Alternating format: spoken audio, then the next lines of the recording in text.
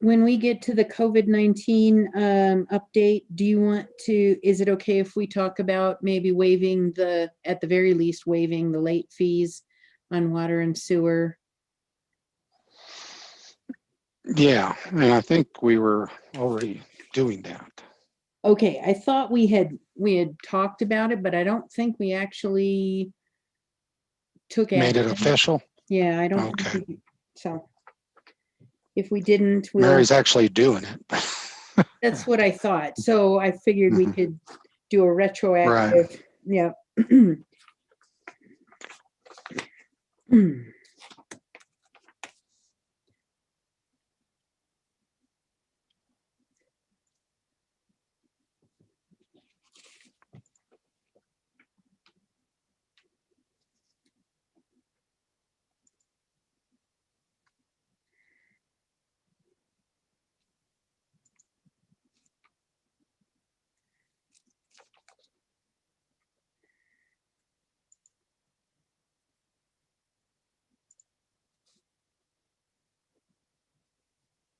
Okay.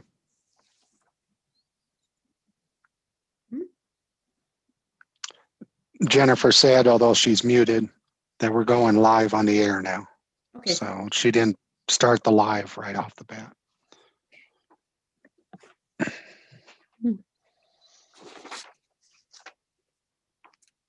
But we don't have our chatty people here right now, so.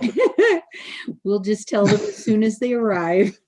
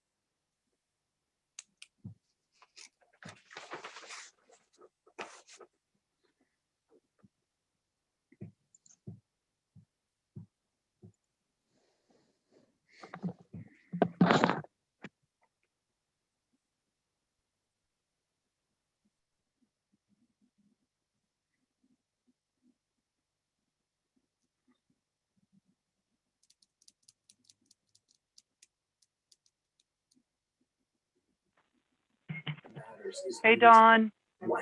Hey, Jennifer, Yeah. I left you a message. There's no way that can be possible. I met with Mary Suma before I left Georgetown, and I paid all my bills. She gave me, it was a lot of money, but I paid them all before I left.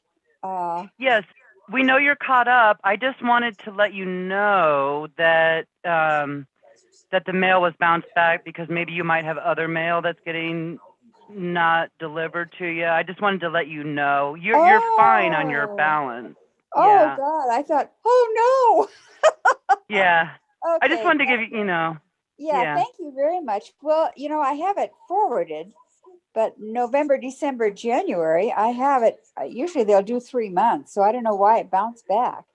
You sent it to a PO box because they're bouncing back the ones that go to the address. Yeah, it was addressed to your PO box in Georgetown, and for some reason it just. You know what? Maybe this is why I'm so nervous about using the post office anymore. I know it's something's really wrong, and I don't know whether it's on a national level or it's just ours. So I don't know what that is. I mean, that is so strange. But as long as my water bill is okay, do you want us to change it and send it here? But it's going to have a zero balance. You can just like not I said, send it. You're paid up. I just wanted to give you an FYI in case you had other mail that maybe you were concerned about. That's all. Okay. I was just thinking about you. Oh, you are. Okay, honey. Thank you so much. And I look forward to this meeting. I feel so much a part of Georgetown when these things happen. You just have no idea. Good. I'm glad you can join it. And I can hear your voice. Yay. We miss you. You're so sweet. Okay. Okay, sweetheart. All right. See you later. Bye-bye. All right, bye. Okay, so close. Shipping on everything. The big stuff, the small stuff, the cozy stuff. This year, Overstock is your partner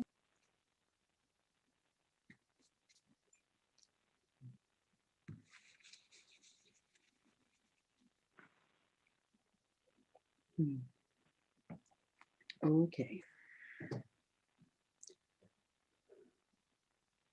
Mhm. Hi.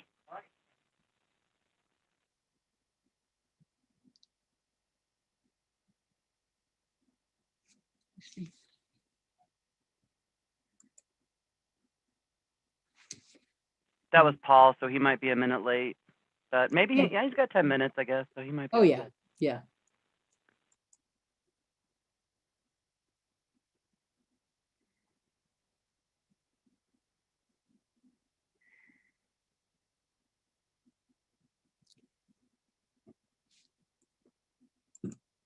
Mhm.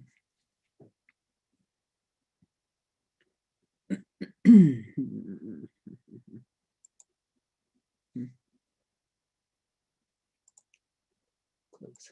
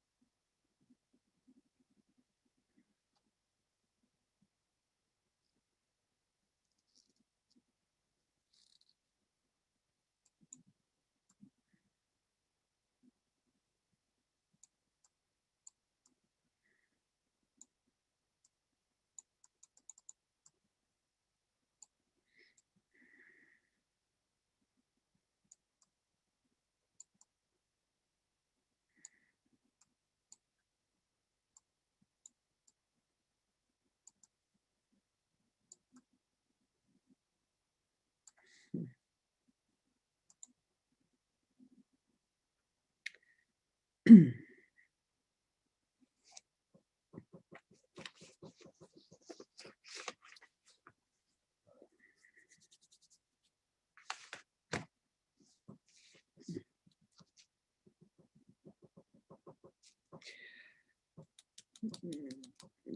it kind of close.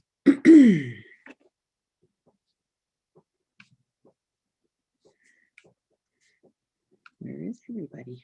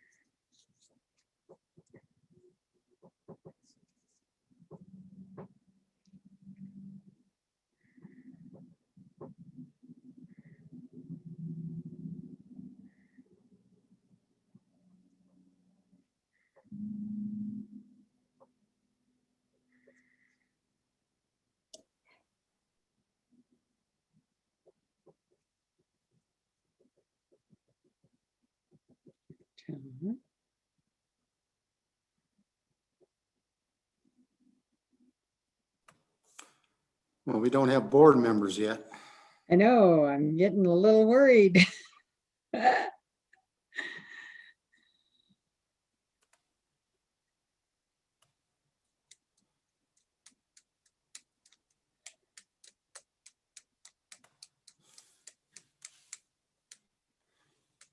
There's Mary Smith. There's one.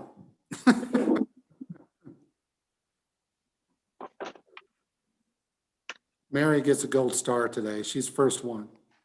What did I get the gold star for? For being the first board member. Oh,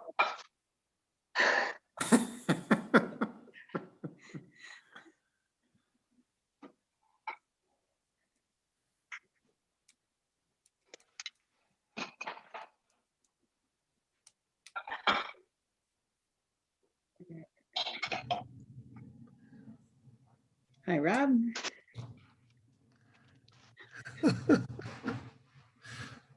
All I see is the hand. Here they come. talk to the hand. 1, 2. We need 2 more.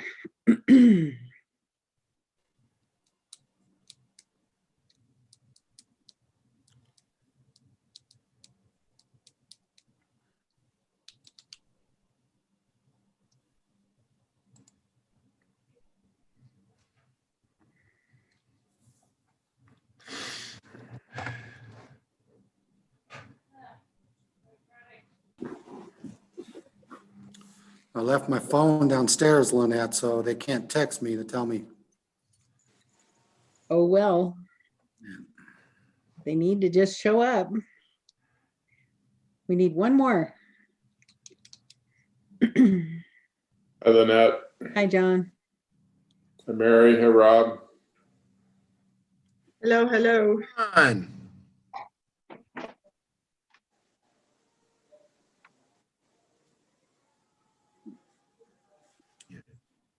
John, Yes.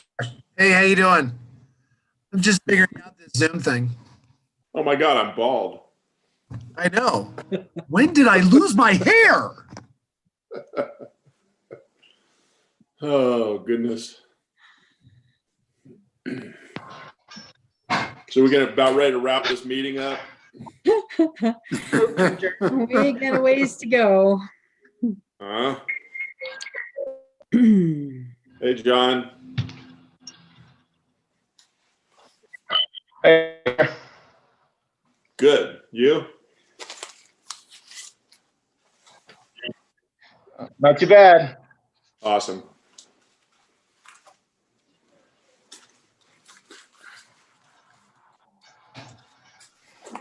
Kent looks like he's like peeking around the corner.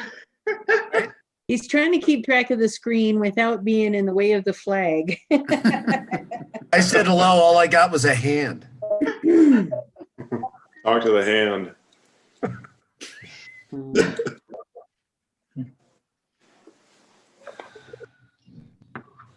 There's Tim. Here Yep. comes Tim. Hello, everybody. Hi Hey, there. Tim.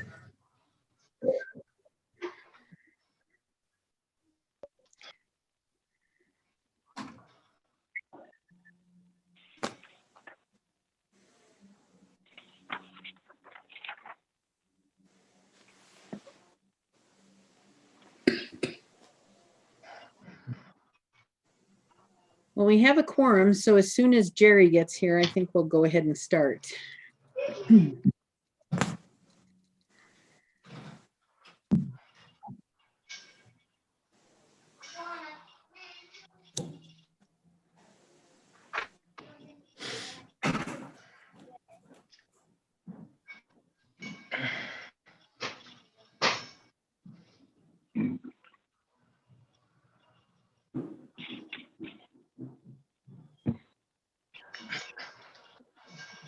Oh, good. That's all the board for tonight, so. Awesome.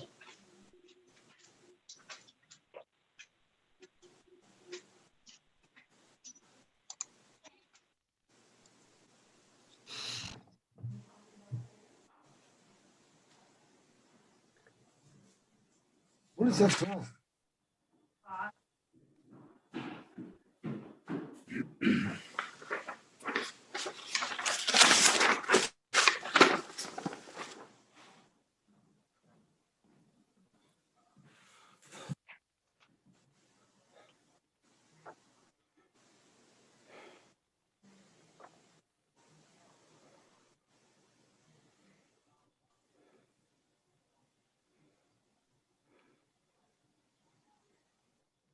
Can we tell if Jerry's on his way? I think Kent is calling him now. Okay.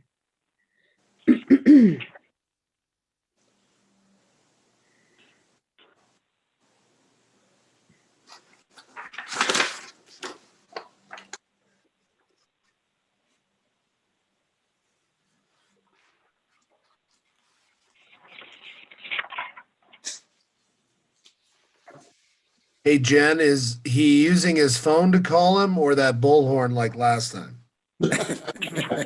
Oh.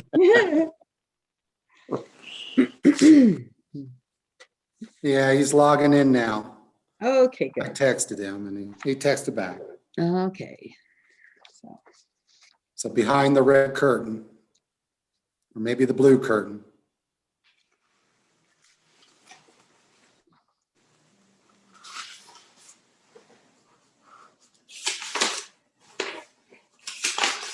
Behind curtain number 1.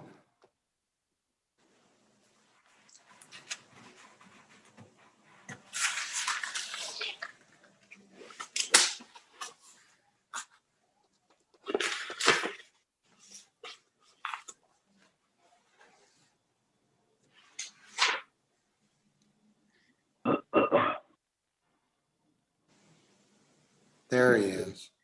there he's coming in. Okay. All right. It is 6:05 on December 8th, and I'd like to call the regular meeting of the Board of Selectmen of the Town of Georgetown to order. Would everybody please stand and join me in the Pledge of Allegiance?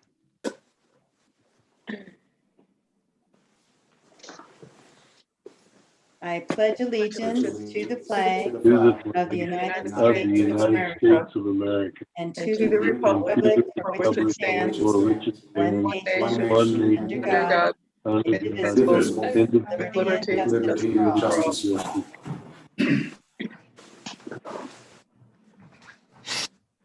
Okay. Roll call. I am Lynette Kelsey, police judge. Rob Connell. Here. Keith Holmes will not be here tonight. John Jennings, I'm here.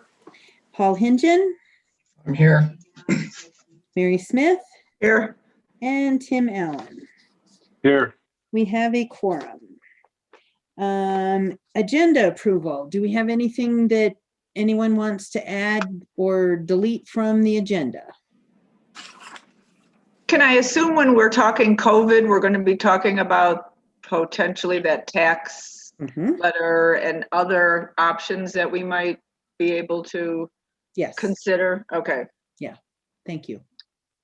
And did you see that we got an email from that woman who had appeared a few weeks back or a month or so ago on that puppy mill ordinance? I didn't. It just came through the last day or so. I didn't download it because Okay. my firewall said it might be a bad ordinance, but I don't know. I mean, she is following up on that, just so. Okay, Okay, that's fine. We don't have to worry about that that yet. tonight, yeah, we'll That's we'll fine. address it, but yeah. Okay. Anybody else have anything? If not, I would entertain a motion to approve the agenda as presented. I'll make that motion. I'll second it. It's been moved and seconded to approve the agenda as presented. All in favor, say aye. Aye. Any opposed? Aye. Motion passes. Audience business. Members of the audience have 5 minutes to present any matter of interest not already on the agenda. Jen, do you see anybody that wanted to present anything under audience business? No, I haven't had anybody tell me anything. Okay. Seeing none, we will move on. We have the payables from November 20th through December 3rd, 2020. Any questions or comments or?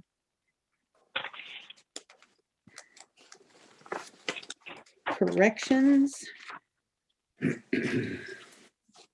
Nothing from me. Okay.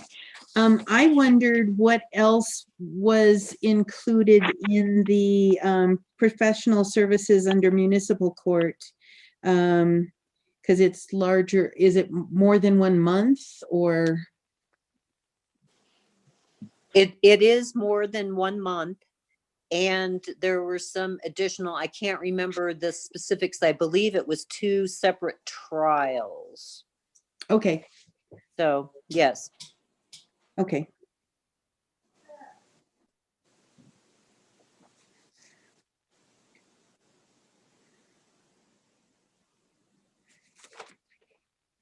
Any other questions or comments? If not, I would entertain a motion to approve the payables from November 20th, 2020 to December 3rd, 2020 as presented. I'll make that motion. Second. I'll second. Been moved and seconded to approve the payables as presented. Any further discussion? All in favor, say aye. Aye. Aye. Aye. Any opposed? Motion passes. Next on the agenda, we have our 2021 budget approval. Kent, do you want to start us off here? Sure. This is the formal adoption of the 2021 budget. We have presented it over the last little over 2 months, discussed various things about it. We had a public hearing at last meeting and took any comments that were available, and have talked quite a bit about this budget over the last couple months. Probably the biggest things within it is the addition of a 4th officer, the addition of a seasonal person in parks. But the revenues are stated as for sales tax as flat, which means basically the same amount as came in 2020, or what was budgeted in 2020 was also what is budgeted in 2021. There could be a lot of different scenarios over the next year. Last year's budget, when we approved it in December, there's no way we could have foreseen what the 20, where we had a lot of disruption in March and April. We had quite a bit more sales tax revenue towards the latter half of the year, and now we're coming into a period where, because Christmas market was canceled, We're probably going to have another dip below expectations, but the overall for the year has been higher than what was budgeted. So for next year, we kept them flat. We've had that presentation for the entire time. If there's adjustments that need to be made during the year, we will make those adjustments. If we have to have, because of decreased revenues, have to do some other things, we will make those adjustments at that time. There's no way to forecast. And as we've seen this year, there's been some months where we've actually had increased revenues and to make up for the months that were decreased. I'm not saying that will happen again in 2021, but it's we'll keeping it flat as far as the revenues go. Even with the flat revenues, we are still able to do the couple things that I mentioned as far as people. And then the other big thing in this project, in this budget, is that the road project for that we've kind of kept low over 2019 and 2020 in order to make sure that the Gateway project was completed. Those monies that we didn't spend in 2019 and 2020 will be rolled over into 2021, and we'll actually have equal to a little more than 2 years worth of road and sales tax revenues. The sales tax that's dedicated to the road project will be in this budget. So that'll be over $500,000. It'll be about $500,000. Depends on the bids that come in and what's the size of the project. But we'll be able to do some bridge work and we'll be able to do some road work in 2021. Those are the main things in this budget. We did review every single project fund over the last couple months and kept things as conservative as possible within it. And we have done better. The board has really set us on the right track as far as over the last couple of years, our fund balances and most of our funds have increased. And we have much more closer to very stable reserve in all the funds. And the Board of Selectmen has really set that as a goal, and staff has met that goal as much as possible. So I appreciate what the board has done and given us direction regarding this budget. Mary Sims, would you like to say anything? I think you said it all. Oh my goodness. We do have to take a couple actions though, don't we, Mary? We do. There's two resolutions, and just the only thing for the budget adoption, we do need to just mention that there'll be some just narrative corrections, small ones within what is in your packet today. That's. Yeah, there was probably 4 corrections that we received from Police Judge Kelsey or from other sources, and we have those corrected at this point. And they'll be in the published copy.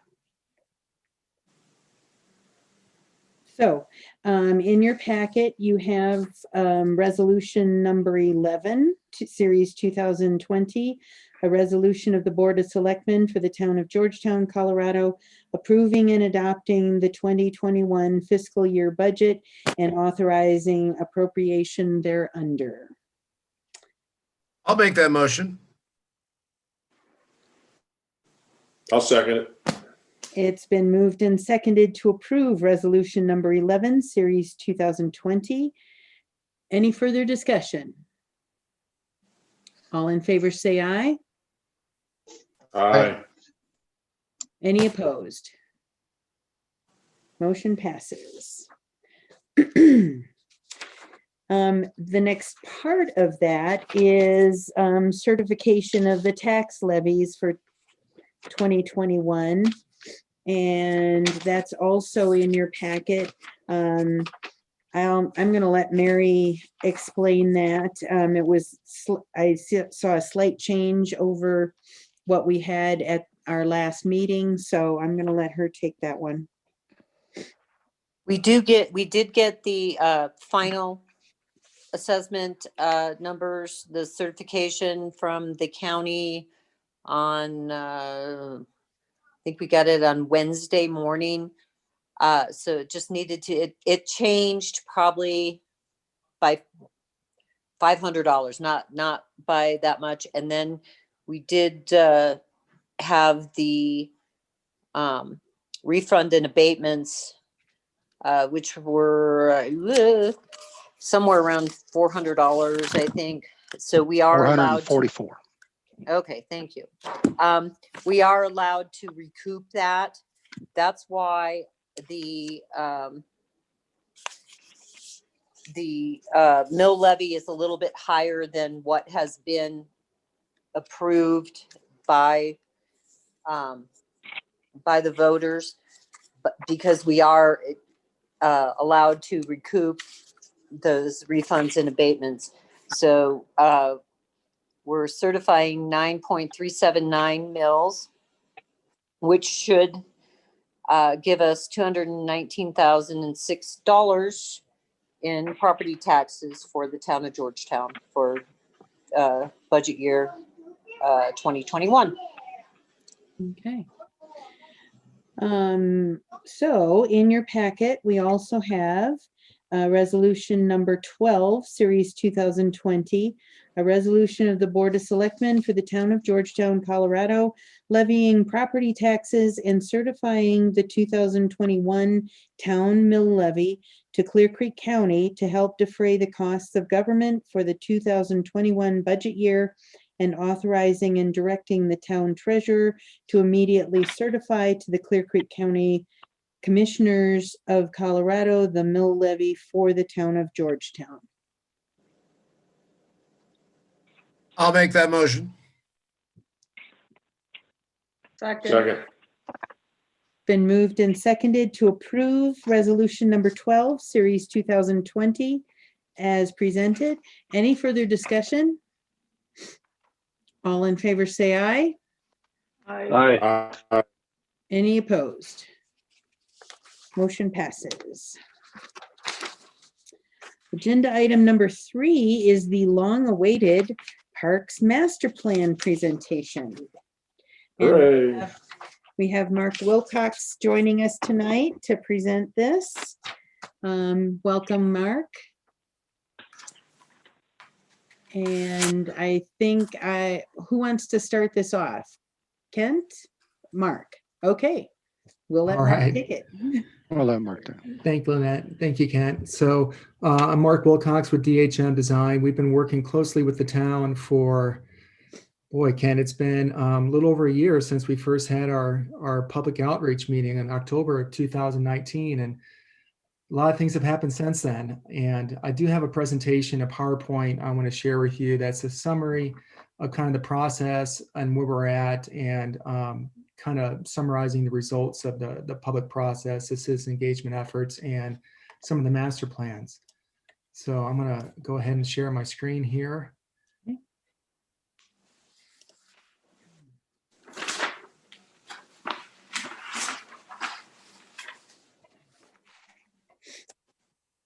And let's see here.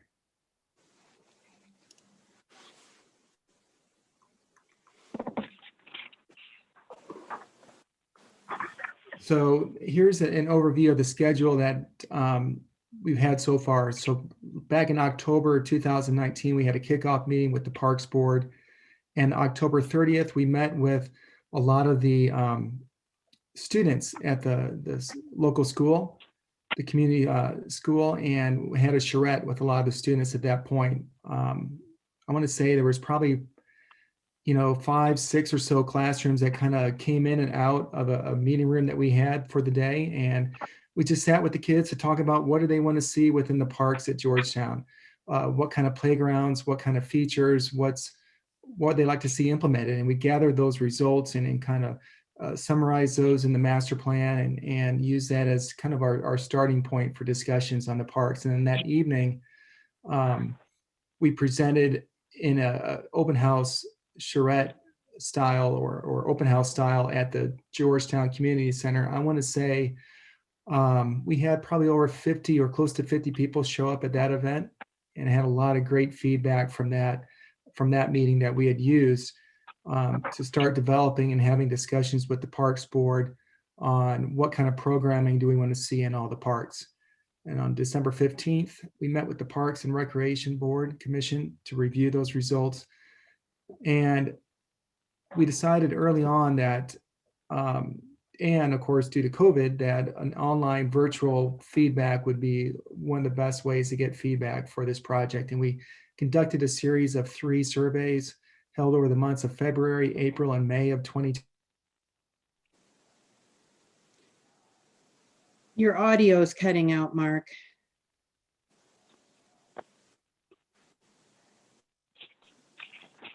Looks like you froze up.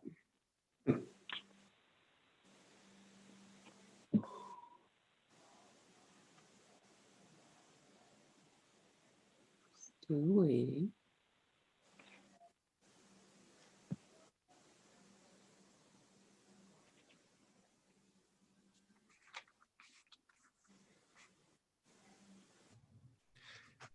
Hey, Lynette, Yeah.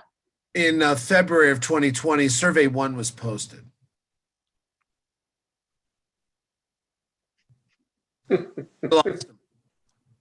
Thanks, Rob. Hate to be a You're a I think star. he had to rejoin here. Okay.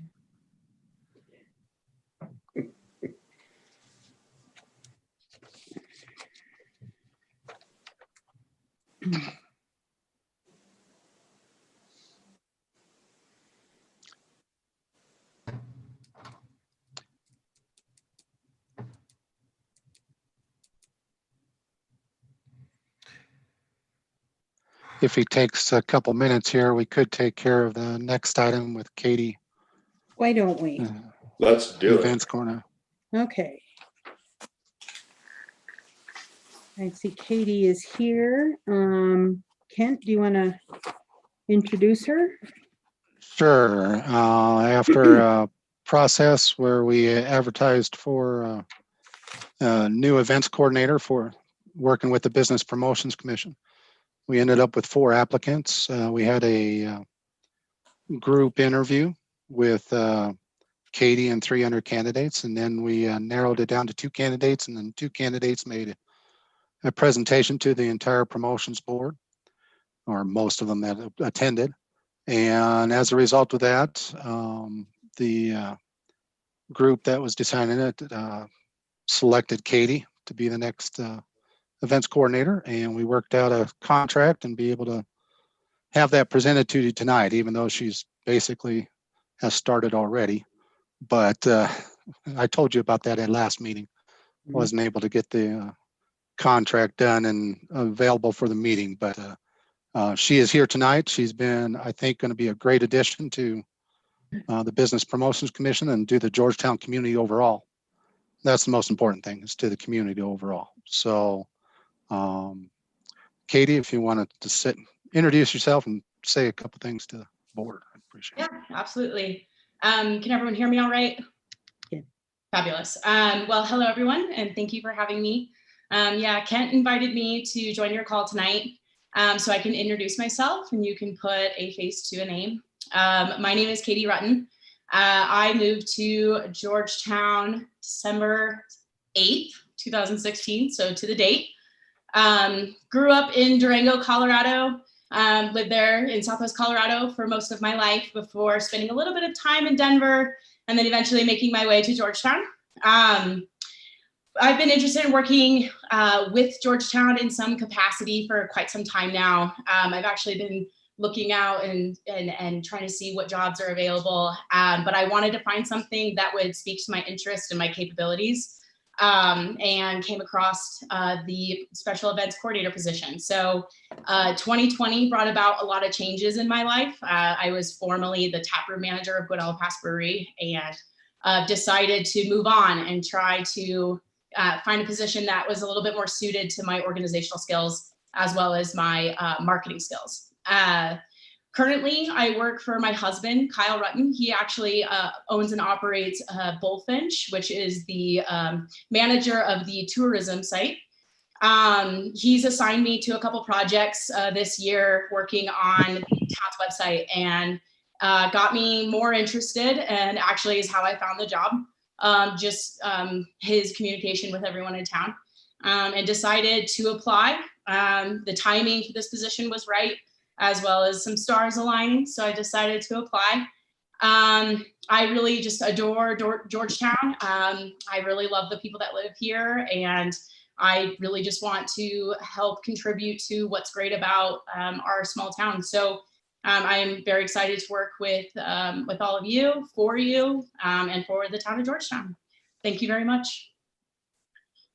Wonderful. Thank you, Katie. Yeah, absolutely. Anybody So we have- just have, Go ahead, Kent. it's just have a standard professional services agreement in your packet, and just to stand for any questions that you might have. Sure. Any questions from the board for either Kent or Katie?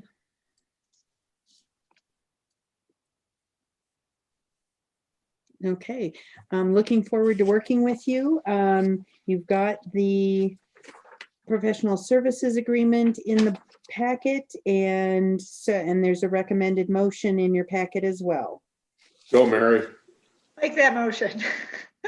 I'll second that one. Oh, okay, then I don't even have to say it. Cool. Oh, please say it for the record. I move to approve the professional services agreement with Katie Rutten to serve as the special event coordinator. I second that. Thank you. It's been moved and seconded to approve the professional services agreement with Katie Rutten to serve as the special events coordinator. Any further discussion? All in favor say aye. Aye. Aye. Any opposed? It is unanimous. Thank you so much. Thanks, Hooray. Katie. Thank you, everyone. Hey, Have a welcome great evening. aboard. Welcome, Katie. Thank you so much. All Bye, right. guys. Bye. Okay, let's go back to agenda item number 3. Mark Wilcox has rejoined, and hopefully we won't have any further audio problems. Go, Mark. My apologies. I'm not sure what happened, but my computer locked up and I was done for a few minutes. We'll try this again. Hopefully we have better luck. I'm not sure where I lost everyone at, but I was going over the master plan schedule, and we had pulled these goals from the comprehensive plan that looked at the plan theme, a place where people live, the parks theme goal to develop and nurture Georgetown residential areas, provide high quality community services and facilities, and support the enhancement and protection of our recreational and cultural amenities, with some implementation items noted for working with the Parks and Recreation Commission to fund, prepare, and adopt a Parks and Rec plan. And here's some other key strategies, priority actions, trends and issues that were identified within the comprehensive plan. A lot of these talk about preparing and adopting a Parks and Recreation plan as a priority, working with CDOT, working with Clear Creek County, Clear Creek Recreation District, Gateway Foundation, and others to pursue funding. And so we've identified a lot of these in the master plan. Here's just a few of the photos that go through the citizen engagement effort. You can see us working with the kids. We had kind of a roundtable discussion with a lot of maps printed out of the different park sites. We asked them to just write down their ideas, whether it's words or character sketches, or just have a conversation, whatever it is that their idea, their vision for parks was. And so they got pretty creative and really excited.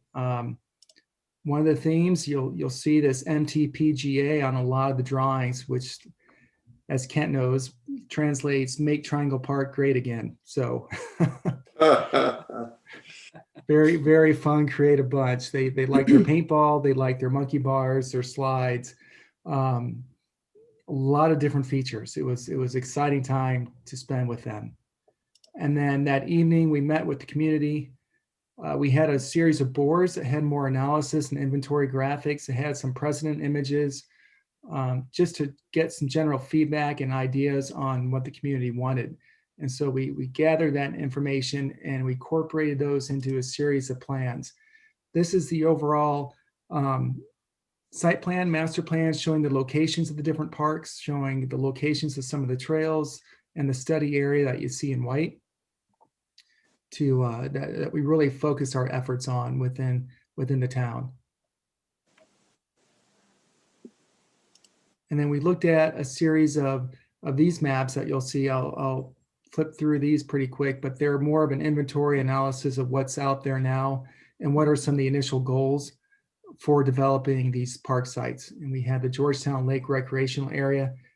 We talked about improving trail connectivity through widening, realignment, improving angler access, upgrading the warming hut, provide different playground opportunities. One of the things that came out with the kids is they wanted to see a pirate ship out here. So we looked at options for pirate ships, for playgrounds, that is, not on the water. Looking at improving parking and restrooms and reducing erosion into the lake. And then we looked at the existing conditions and some of the goals for the lagoon, Meadows Park, Greenway Parks and Trail, Whirland Park, as you see here, Strauss, Triangle, City, Pizza Park. And I'll have enlargements of each of these individually that we can look at in more detail. As we explored the programming, the master plan. These are just initial site analysis maps that looked at what's out there today and what's the condition of the park facilities, the existing landscape, and some of those other ideas. And then we had these community surveys that went out that I had mentioned from February to May of 2020 for each of the parks. And we had pretty good feedback. I would say the first survey says we had 68 responses. The second survey, 44, and then the fifth survey had 56 responses. So a lot of good responses. And Kent, I believe these went out with the utility bills. Is that correct?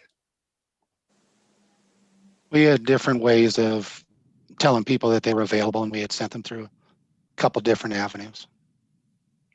That's right. And we had a few that were handwritten and delivered to the town that we incorporated within these results.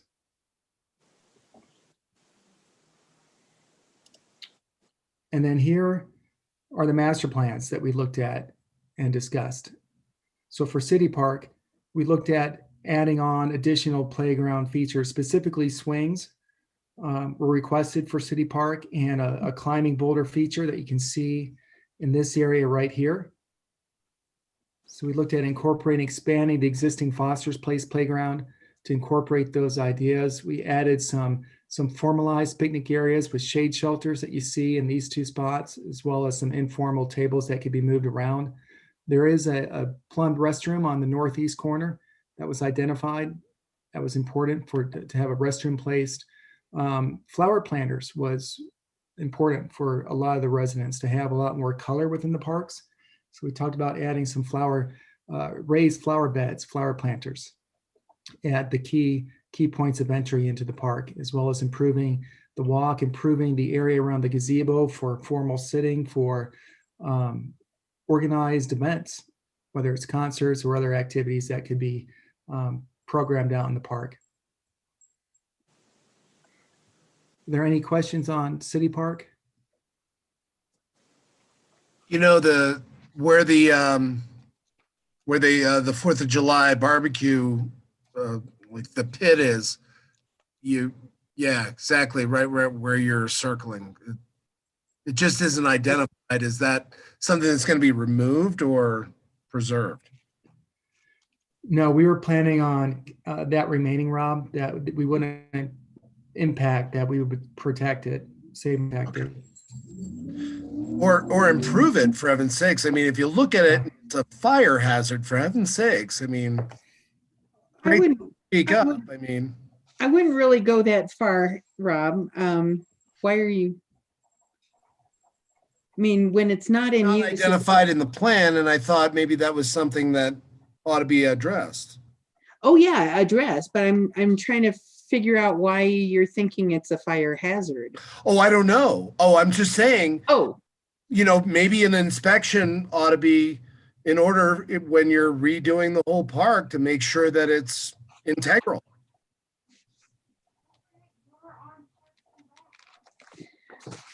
I think it probably should be listed as one of the features that's going to remain. Oh, yeah. And be upgraded as needed. Oh, okay. Yeah, exactly. Absolutely. I am just making a note, and we'll add that to the master plan to protect and inspect and upgrade as needed to meet code and current town requirements. Okay. Did we get any feedback from the folks who hold the barbecue? Because the proposed restroom is kind of sort of in the area where they tend to set up to serve that. I know you can probably work around it, but they usually pull that effort together and man it from that north end of the park, because there's a section of the fence that's removable. And I just wanted to make sure that that new restroom wasn't going to be like non-workable for their operation. I have not received any direct feedback from them, from the event organizers. Kent, have you heard anything? No, but the restroom itself could be moved to the other side of the path, Okay. between the path and to the east. Yeah, right in there. In that area? Okay. In between some trees there. Okay. That might retain the room for the 4th Maximize of their July area. event. Yeah. Yeah. Yeah, we can show it over there for now. It might be a little tight with those existing trees, and we don't want to disturb the critical root zones on those. Mhm. Is there an option, Kent, to move it to this side, further to the south and the west? Well, the thing is the bathroom really needs to serve both Worland Park and City Park. Right. Unless and so we kept flipping from which park to put the bathrooms in, whether Worland or City Park, and trying to serve both. And the decision was to make it in the City Park because keeping the kids safe, not crossing the street, and also they may need more urgent as far as the requirements for the restroom, rather than the folks using Worland Park. And that's the reason why the bathroom was placed in City Park. Right. If I remember correctly, you can correct me if I'm wrong, Mark. No, that sounds right. We can look at, maybe it's right in here in the larger opening between the trees. It'll fit better, but we can find a way to make it work over there. And I think you're probably going to have the same tie into your sewer system.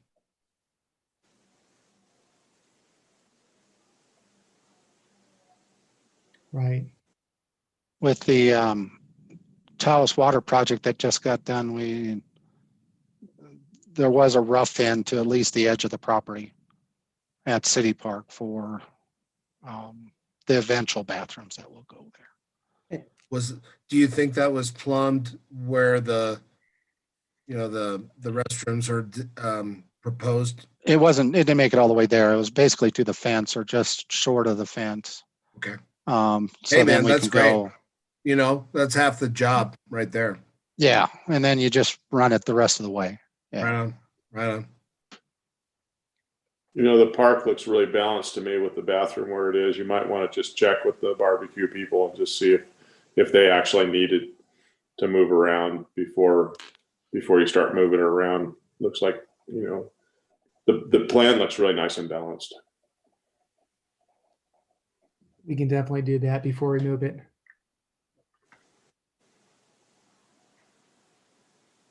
And I don't know about you, but I love barbecue right next to a plumbed restroom. I don't know about you. Doesn't speak well for the barbecue, Rob.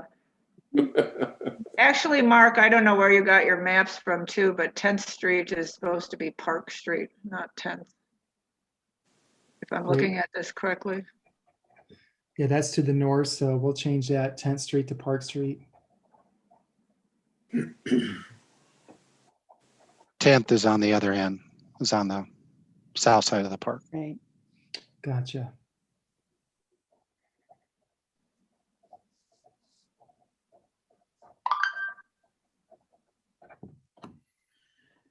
Great. Okay.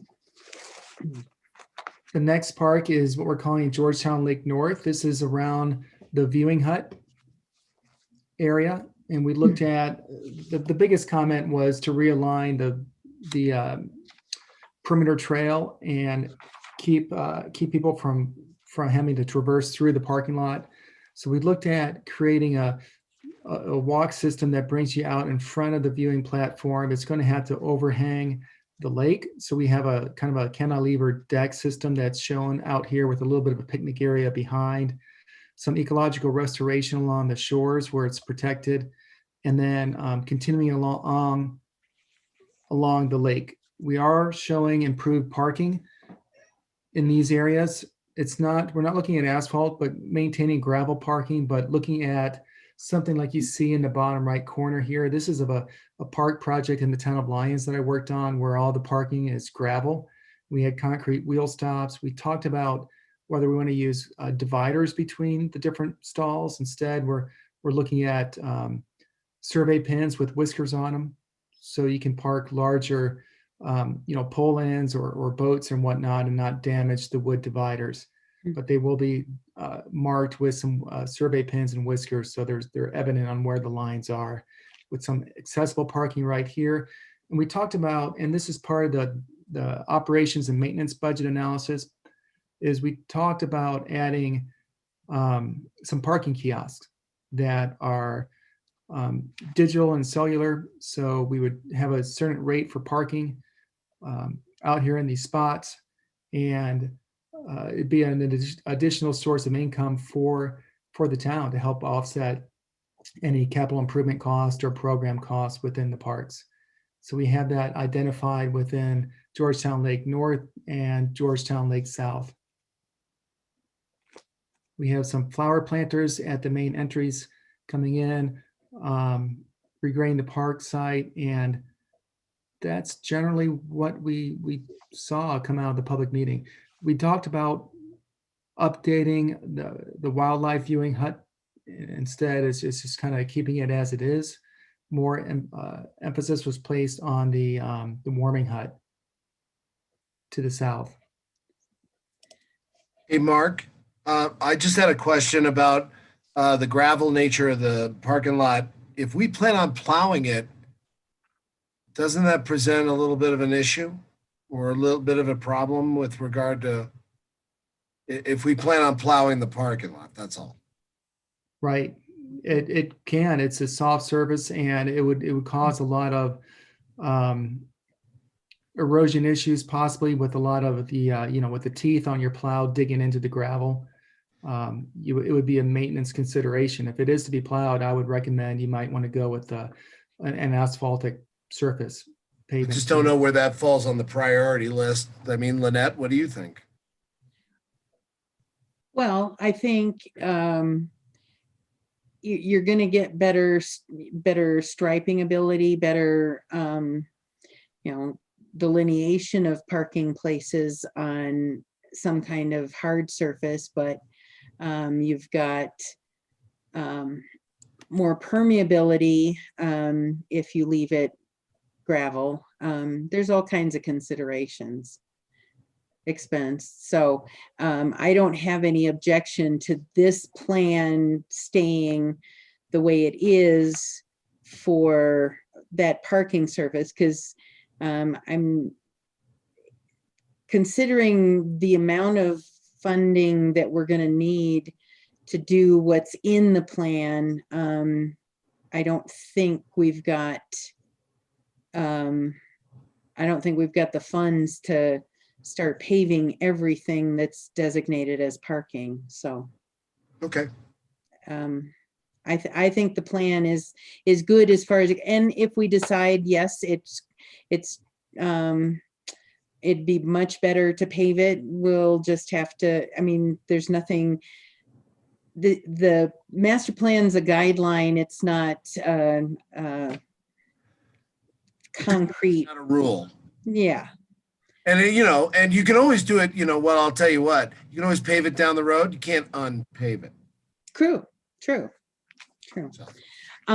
I did want to point out that in your text, in your summary, in this section, you're confusing the warming hut and the wildlife viewing station. It refers to the wildlife viewing station as the warming hut. Gotcha. So, I'll correct that. yeah.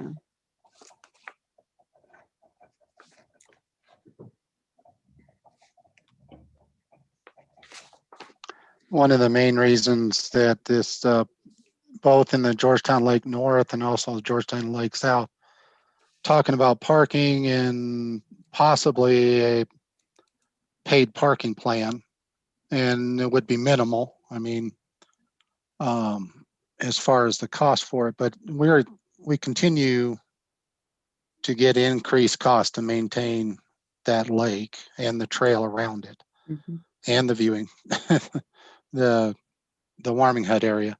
That it just, now that we've added the wildlife resistant containers, it does take extra time, and they have to be maintained every single day of the week during the summer. That's how busy our lake was this summer. There was not a day that, and when we did miss a day, it was very, very evident. And even with that, we've had a couple volunteer groups. We've had the park board and actually a couple different times, different employees go out, and as far as the amount of trash and the different things that are left by the people that visit our wonderful amenity as the lake, it is becoming very evident about how many people are visiting the lake. And then, yeah, it's great to provide that resource, but I don't think it should be borne entirely by the residents of this town, when the vast, vast majority of the people that visit the lake, I know town residents do too, but they usually don't cause a problem down at the lake. It's our wonderful visitors. And to not, there's an awful lot of folks that spend a lot of time down at the lake and they don't contribute anything to the upkeep of it. And it's just that crunch that comes about. And it's just an idea. It's like everything else within this plan. These are the goals that are set forward. But I would ask the board to give it some serious consideration over the next seasons as we approach this. So. Okay.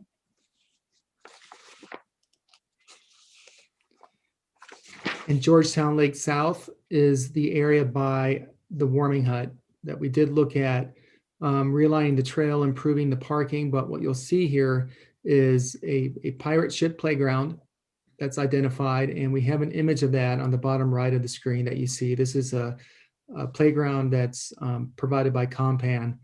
They have different sizes of pirate ships that we could drop in there. There's swings, and then there's a small zip line like you see in the middle of the page there that can be introduced into a really nice play area. And those were two of the main components that were identified by the Georgetown youth that they'd like to see out here as far as play goes.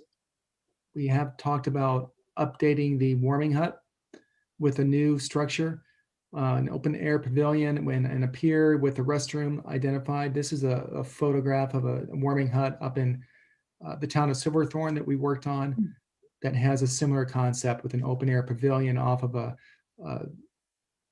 warming hut and restroom area. Something like that is what I was thinking for this, with the deck off the back that overlooks the lake, and some step down seating for angler access or whatnot, terrace boulder steps down to the lake. We even talked about the lagoon area, trying to look at ways to protect that and develop that into a nice ice rink in the wintertime that could possibly be used. It was a discussion with the Parks and Recreation Board. We did for a few years do like a broom ball rink. For ice skating, it's really tough to get that to be smooth enough because of the winds. And then also it gets full sun. So you don't have a whole lot of control over how long that lasts. So surface maintenance is an issue if you're trying to actually do some kind of rink there. Right. Is that something you think we should keep on the plans for now as an option or remove it?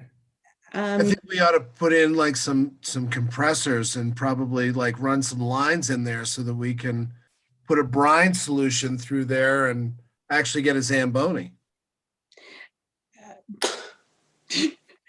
Yeah, you're Well, that talking. won't cost much. Yeah. What? So We could, I have no problem leaving it in there, and we can continue to revisit the feasibility.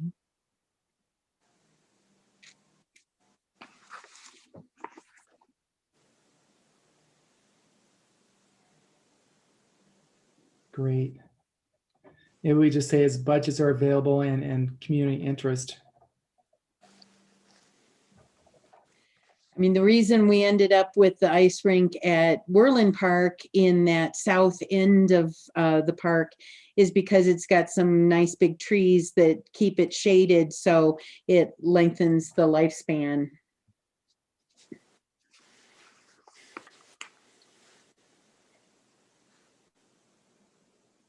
Any other thoughts, comments, questions? a retractable roof over the lagoon? No, thanks, Moving on. Rob. How late do you want to be here, Rob? I think it looks great. I like it. I like the pilot ship. I think that's really cool. It is. Great, yeah, that'd be a lot of fun. And it's exciting because the kids can see that their feedback was heard and incorporated into the plan someday. So they'll, you know, as they get a little bit older, they'll be like, this is what I wanted out here. This is what I talked about all those years ago. Absolutely. The next park is Greenway Park and Trail. And we looked at incorporating some different single track bike loops through here, mountain bike trails. We've got more of a technical single track kind of out underneath the forested canopy. And then we have more of a beginner loop track down the center spine that goes through. We do have an overlook at the waterfall. Coming off of that, we've got a portalet enclosure on the far north side. And we talked about whether we wanted a plumbed restroom out here or not, but we do have a plumbed restroom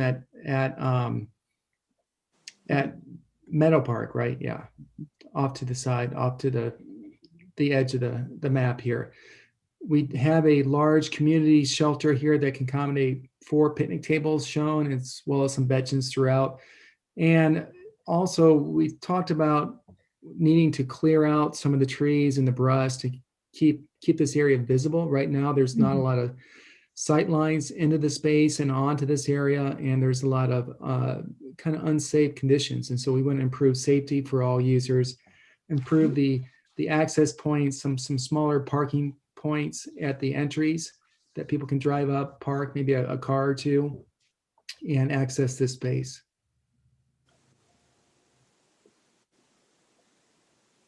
Are there any questions on this part? I'm not acquainted with the term pump track. Is that some bicycle thing or something? Right, and so that's basically a series of just little bumps in the track itself. And so okay. it's kind of like this upper image that you see when you have these rolling tracks that you don't have to pedal so much as you just kind of roll with it. The downhills give you enough momentum to go up, and you just kind of pump your bikes along it. Cool. Mark, on page 67 of the plan that you gave to us through our packets, on the pump track, on the recommendations, it says a beginner pump track will also be provided for and then all of a sudden it leaves out. So maybe you could fill in the blanks for us. I will see. You said that's page 67? Yeah.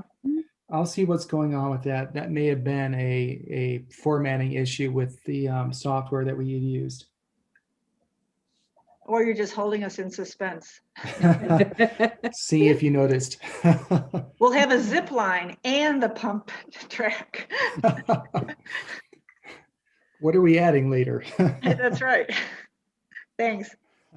You bet. Thank you.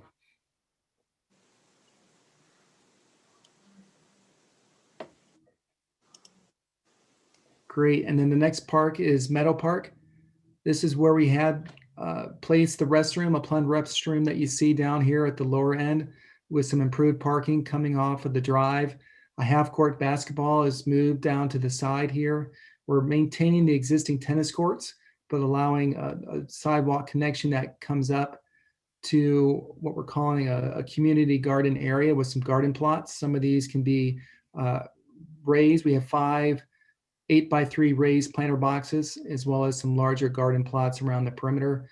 We've got a smaller portalet facility over here for those park users using a playground that you see here. We've got an ADA ramp that ramps down to this I'm calling it the mid-level where the skate park is before you kind of ramp down to the tennis courts. And we've got a small picnic area with the shade shelter, playground. This is because we have such a nice hill right here, we can incorporate a hill slide going down into the play pit for kids to kind of run up and down and around. We do have an access off of Main Street to like a drop-in course. And this skate park was designed, I think by American Ramp Company initially. And so we're using that same kind of layout and design for that area with above ground ramps and features that you see in brown, and then with the drop-in bowl feature that you see off to the side here. I was kind of disappointed that the tennis courts didn't mention the striping for pickleball, because they are. Right, so we note that right here that they're striped for pickleball on the plan. I guess it should be a past tense because it's already been done. Okay, that's what I was just going to ask Kent. Yeah, so we'll make sure that that's noted as existing pickleball. Okay.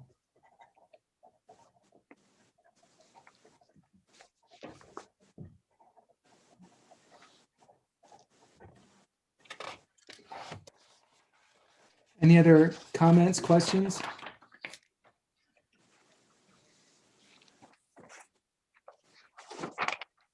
Great. New park at the Southeast Lagoon. This was very much desired by the community to keep it natural, keep it more as a walking trail system along this edge with ecological restoration opportunities along the edge of the lagoon. We show the park connection, the trail connection on the west side within the town-owned easement that goes up to Georgetown Lake.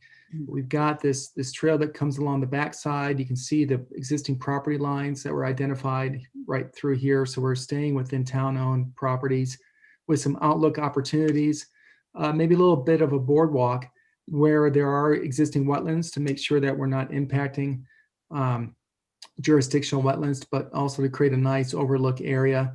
We've got a small area of improved parking with a little bit of a trailhead bench overlook area here as well, and then an improved boat ramp down kind of where that existing beach area is.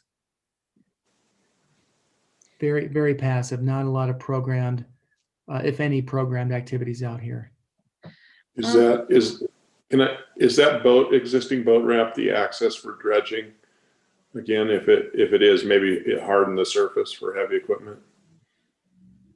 Correct. That is the location for the access.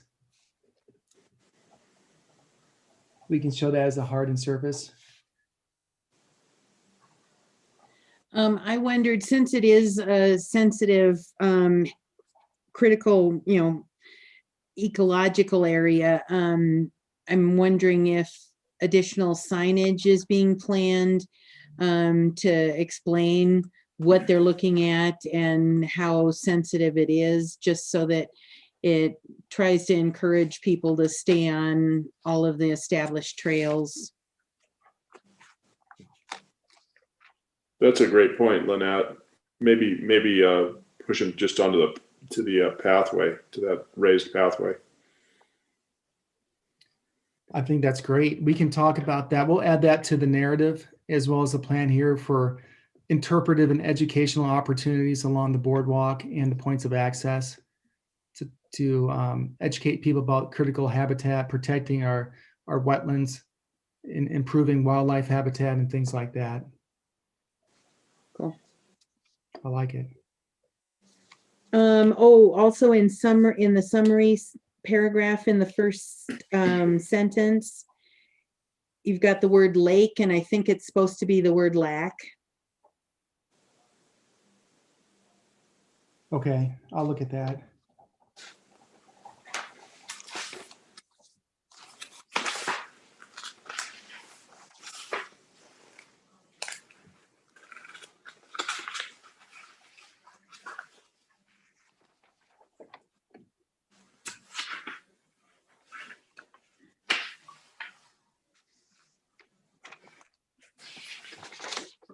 Great. The next park is what we're calling Pizza Park, which is along Argentine as you come into town within the CDOT right of way. A lot of the parks within CDOT right of way. It's just a little, right now, currently it's just a small pull-off area with a couple tables, I think. It's really unprogrammed, kind of undefined, and we talked about improving some pull-off parking along the edge and a couple spots for picnicking with shelters, improving the bus stop area, and then creating a small area for more of a nature-based play that you see here in this playground pod right here. And that could be fallen logs and boulders for kids to kind of scramble and play on informally. So we're looking at opportunities mainly for just picnicking and informal play within that area. Mark, I forgot to tell you regarding the bus stop, it's been discussed about moving it to the other side of the street, so it may not end up to be there. Okay. Okay. So. And the copy that we had wasn't as clear as I would have. It was difficult to read, but that bike trail that's going to be part of the Peak to Plains trail is going to run on that side of Argentine, and we just need to be sure that gets mentioned, that we'll be working around that trail alignment. That's great. That's good to know.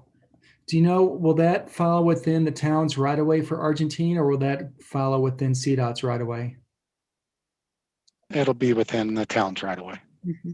Okay. Not in CDOT's.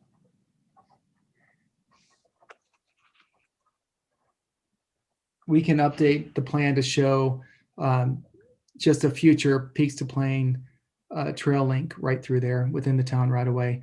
I'm assuming we would put that probably behind the parking then, so it's not an on-street trail. It's a separate trail system from the street, correct? Doesn't that have yet to be completely determined? Right. The Okay. final design has not been done on that section. No. So Should we conceptually show it maybe just as a striped on-street trail system right through here? I guess I think it should be separate. Separate. Okay. Don't you, Lynette? well, I think the goal is to have that whole trail separated from the vehicle traffic, Right. all the way, along Argentine. along the lake, along the lagoon, all the whole way. We just don't know the exact alignment at this point, but we'll be working around whatever they come up with. Right.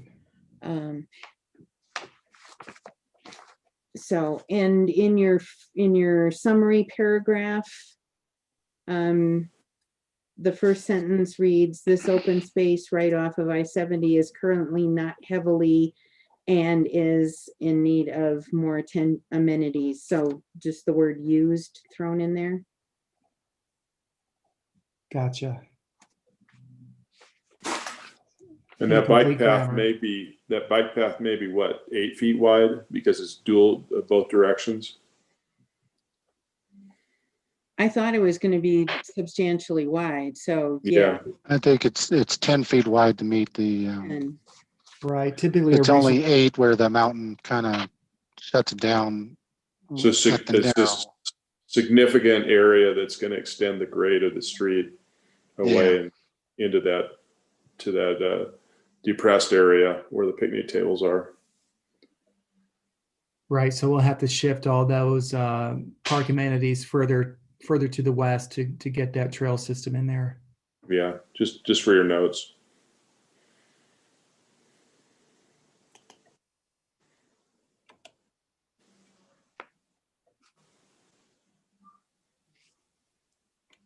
Great. where are you going? Triangle Park. So there was a lot of comments from the youth about really changing out the entire park, that it's underutilized. It's not any of the features that the kids wanted. And they like to see a complete makeover. And so we talked about doing a larger kind of a climbing structure that you see here for some of the older kids. We've got a group swing, like a tire swing or a saucer swing that the kids can get on. You can have more than one kid using that swing set, and then creating a series of terraces with a hill slide that goes down to a bottom, just a 3-foot hill slide that they can then run back up or climb back up the stones to get to the top, and then maintaining some picnic sites off to the side underneath the trees, but really redeveloping this area to make it accessible. One, we'd have an accessible ramp that kind of comes up and then around, as well as the slide here and the stairs that come down.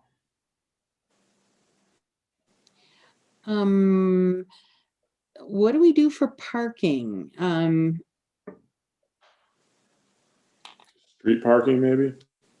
Well, you've got houses all along the east side across the road that accesses those houses.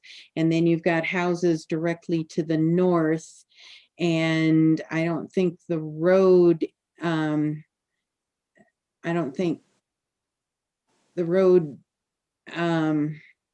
to the 25. west is really wide enough to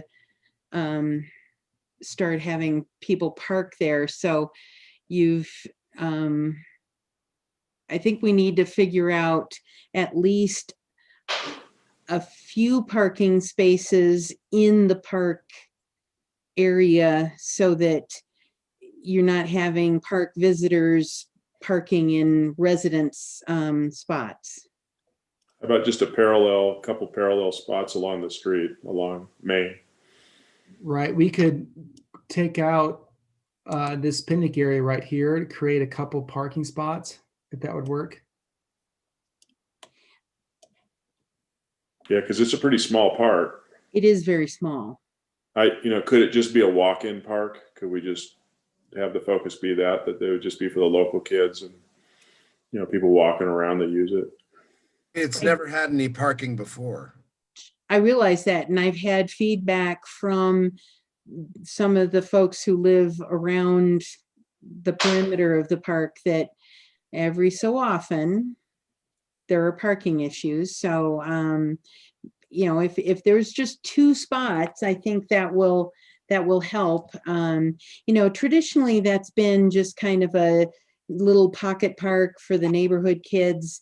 And yeah, we did have some more fun features in the past that then had to be removed because they no longer met the regulations for safety. They were fun, but they were taken out and replaced with less fun features. And I realized that wasn't real popular with the kids, but the insurance coverage demanded it. I don't know that this park is really a picnic place. I'm not sure you need, what's everybody think? But this is a neighborhood park, and so maybe not necessarily a picnic. I mean, a table or something is great, because if you're packing up your kids and they're playing in the park and they're too little to go by themselves, you want a place to, within, you know, sight lines to keep an eye on them. Sure. I personally have issue with all these barbecue grills that we're putting in all over the place, especially in light of the last several years where we've had extensive fire bans. So I think we don't need to get carried away with providing a, you know, pack in your food and everything at all these parks. We're a small town, and I would hope our primary focus is to, these parks should be geared towards our own residents and community, and then what else it may bring in. I agree with that. You know, so losing a couple places to the, or losing a little land to the parking places is fine, and then just have a picnic table or something there. That seems like a reasonable thing. And having limited parking too keeps it more of a part of the neighborhood, and walking distance and pushing your strollers there, as opposed to, you know, driving, because we do have a lot of parks in a small amount of space. So, you know, and I know we're well into this, but some of our parks are rather obscure as to where they actually are located. So maybe we can at least identify a little bit more as we go on where Triangle Park is, so people get that, as opposed to just the name of it. Same with, you know, Greenway Park and Meadows Park. I, for one, happened to frequent Meadows Park and didn't really know it had a name. So I think we need to put, you know, some clearer geographic location on here, addresses, street names or something. As far, well, I remember from, you know, my days back on Parks and Rec, there's always been the long range plan was to have a more unified signage program and have all of these parks signed properly, so that people would start to be more familiar with the names and where they were located and so on. And that's it also one thing. identifies it as a public park, because they're, you know, Triangle Park is is a great example. It's so small, and the way it's tucked in to the homes there, you almost feel like it's a private exclusive just to that little spot, if you are driving by, kind of thing, you know, or you are new to the neighborhood or new to Georgetown, and you know, maybe you don't want to infringe on someone's private little spot. I noted that on some of the other plans, and I think in the narrative, and I'll confirm this, but one of the goals is to create a wayfinding and signage plan for all the parks, so you know where each of the parks are, you know how to get to the parks and what the names are. I think identity and wayfinding is going to be a critical component to this. Okay.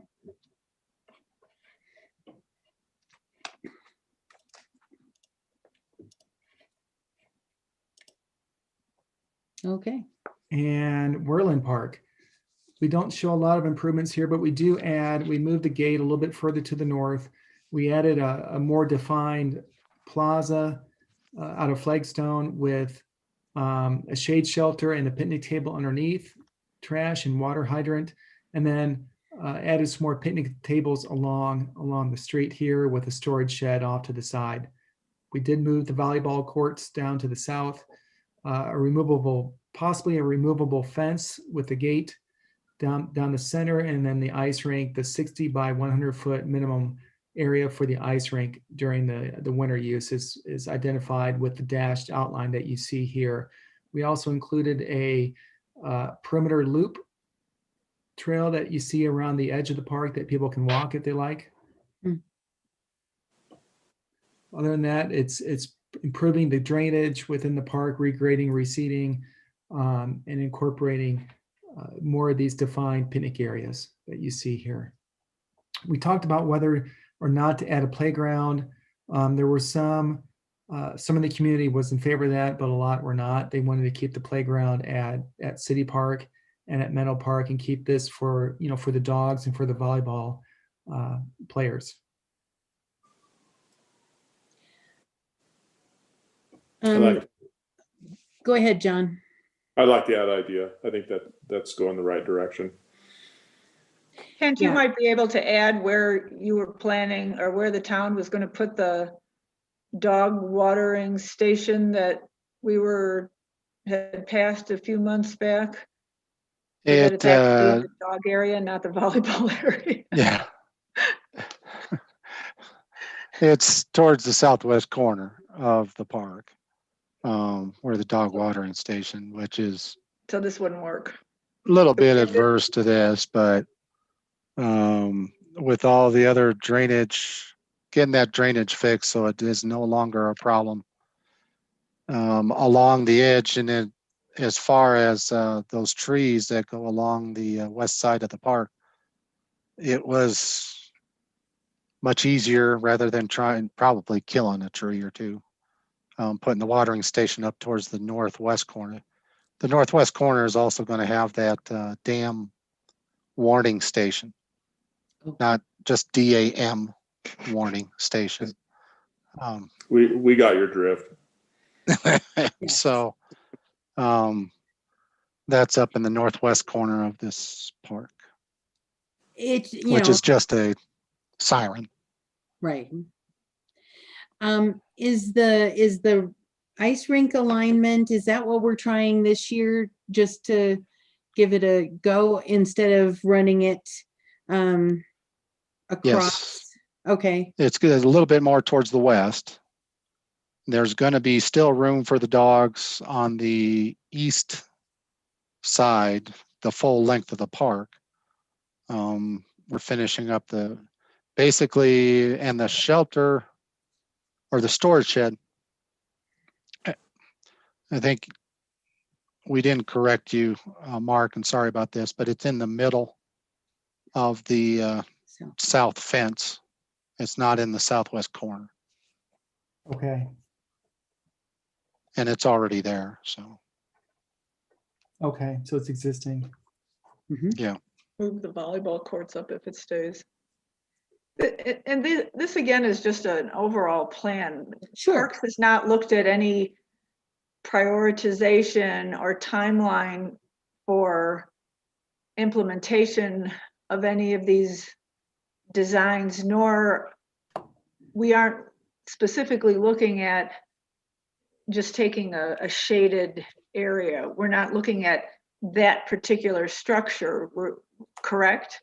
I mean, we still have a design aspect that we could be looking at down the line that might be more in tune with if we stayed historic as opposed to right. Each of the plans would have to be, they will have, and Mark, you can correct me if this is what we've discussed along, that this is the overall plan, but the individual park plans, if it's a big enough project, would have to be developed more fully. And there would have to be decisions made regarding the individual pieces within this.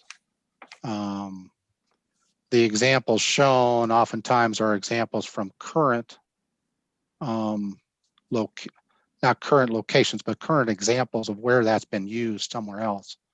The pictures that Mark has in this, they're not intended to be, this is the absolute final decision on each of these little pieces.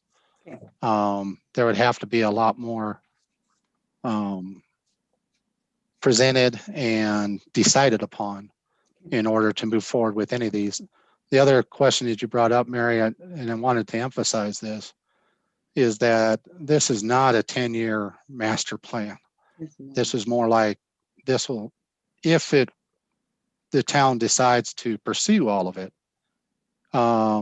it will be 20, 25 years pretty easily to be able to accomplish all the things that's listed and the town of Georgetown has more parks than a lot of towns of comparable size, or even towns twice the size. We have more park area, and Mark will get to that a little bit later, but as far as the ratio of maintenance to it, and that's one of the other concerns, is we improve a park and then we have more maintenance because of it. Yes. So what we do accomplish, got to be sure that we can maintain it. Mhm. And maybe I'll jump back to this slide here in a second. But Kent and I have had detailed discussions on a capital improvement plan phasing that looks at just a 10-year horizon. And it was quickly evident based on our understanding of budgets of the sales tax that's available, without understanding what grants are secured, because you have to apply for a grant and then wait to see if you're selected for that grant, whether it's Great Outdoors Colorado or Land and Water Conservation Fund or State Trails or whatever the grant is that can be applied towards these projects. We want to continually look at grant opportunities to leverage with the budgets that the town has, and that could change your priorities any given year and your budgets any given year for projects. One thing we did talk about, and this is just a summary, the full operational budget analysis is in the master plan document, but Kent and I and Kent's staff sat down a couple times and looked at operating expenses, revenues, maintenance considerations, cost, and developed this summary that you see here that looks at expenses versus revenue, potential revenues, and then a difference. The main revenues that you see identified here are for parking. You can see that we estimated based on a spring, summer, fall, kind of the high season, and then just a partial season in the winter. You could potentially, with a number of stalls based on a certain dollar amount per day, using those, you could almost estimate a $141,000 revenue source from parking at Georgetown Lake. It's not insignificant. And that was just with $5 a day, I think, Mark. Right. Regarding those things. So. Okay. I mean, there's other expenses like the cost of the infrastructure for the parking kiosks, the maintenance, the enforcement, that would have to be added in. I believe that's added into these expenses that you see here, these operating expenses that have been identified. But it's a significant cost. And we had a little bit of parking costs for Pizza Park as well. City Park was more on events and programming, rental of facilities that you see. So it's a little bit of a revenue right there. But with the maintenance, when you look at certain standards for similar communities, the state of Colorado has a Colorado Parks and Recreation Association has identified that typically you have one maintenance worker per 12 acres of parks. And the town of Georgetown has approximately 27 acres of parkland. So it's a good amount that equates to, a couple park workers to maintain the parks themselves. And then that obviously grows with the number of parks and park land that comes online. And we looked at all that. We did a thorough analysis of the number of hours based on different types of services required for each of these parks and the general landscape that's downtown as well, to determine number of hours of seasonal workers required versus, as well as a full-time staff. And that's all in the projections within the report in fairly good detail. Is there anything else, Kent, with the operational budget, maintenance and operations that we should highlight? No, I just think that, the only really main additional revenue source, it's really not trying to charge for the parks, but is the lake. And that's because it is just becoming used so much, and by not the residents of the town. The other parks in town, we do charge something currently when they rent a park for a special event. And there's a very minor amount that's collected on an annual basis. And that's basically continuing with what it is here. The other thing, well, I'll wait for beyond this comment. I have another comment for you, Mark. So, Okay. regarding the plan overall. Are there any questions about our operations and maintenance analysis? I'm good.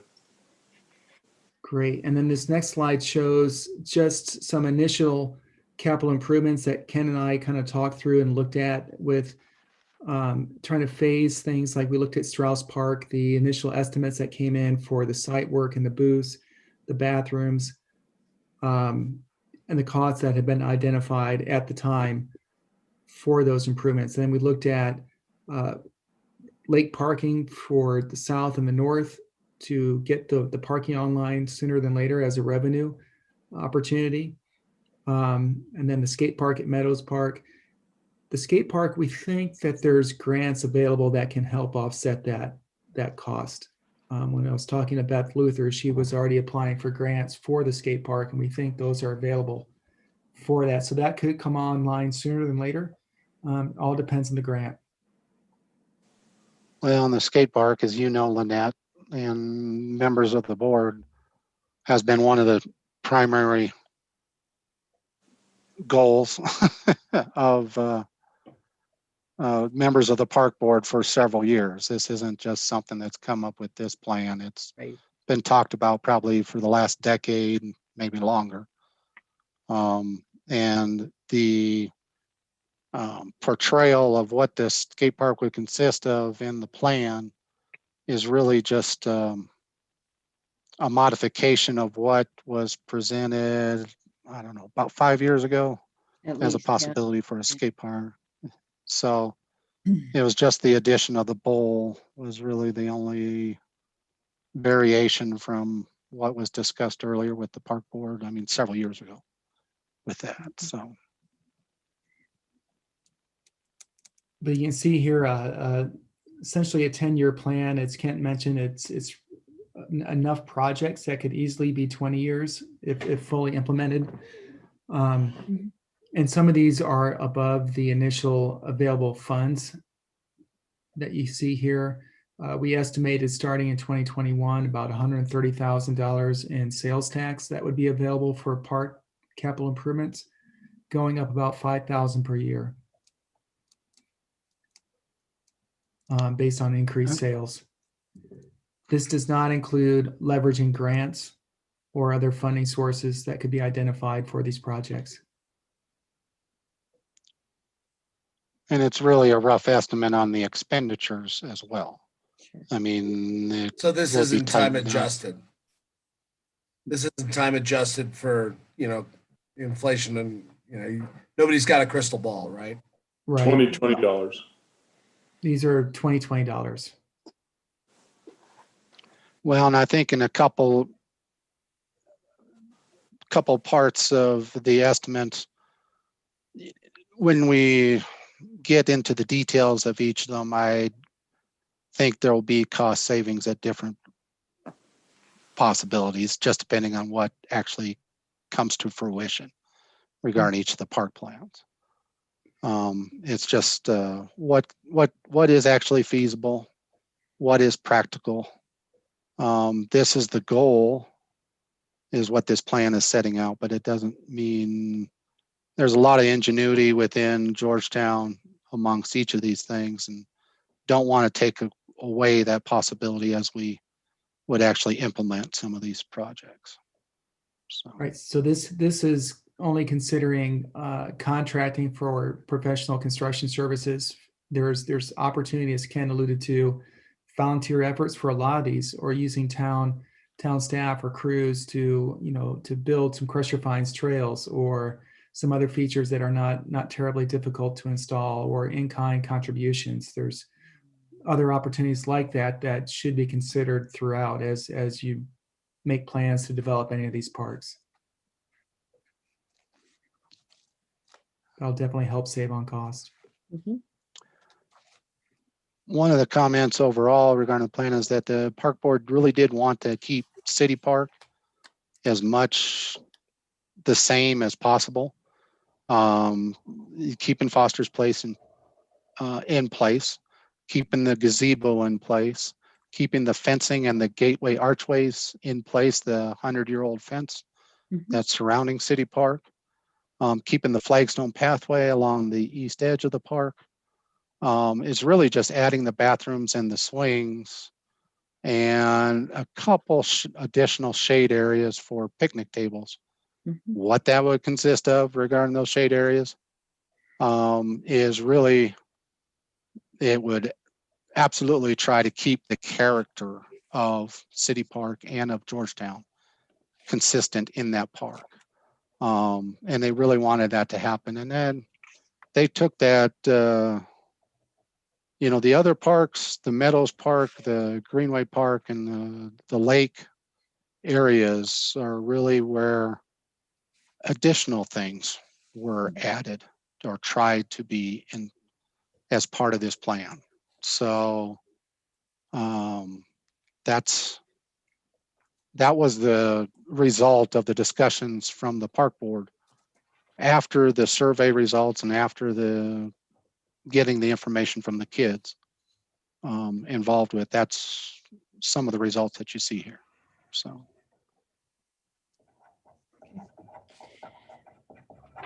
I guess I kind of wondered, this Parks Master Plan mentions Strauss Park, but we already did Strauss Park separate master plan because of its, it's not a recreational park. It's a more of a gathering place, town center kind of place. So I kind of thought that this master plan should reference that other plan. Yeah, and maybe we should do that and make that more clear, Lynette, and I can identify that in the narrative that just says that Strauss Park has already undergone a master planning process that was completed independently from this study, and just reference that Okay. document.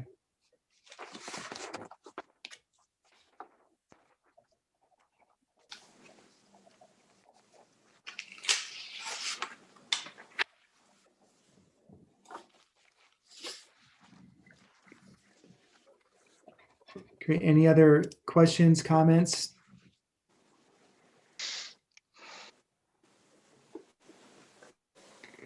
I guess it's kind of a fine point, but your plan mentions that there were two presentations to the Board of Selectmen, one of a preliminary draft of this plan and one of the final. And I don't remember getting a preliminary. So there was not, and I need to correct that. I think I may have corrected that since I sent this draft plan in, because I saw that and I'm like, well, we only did one. I'll make sure that it notes that correctly. Okay. Thank you.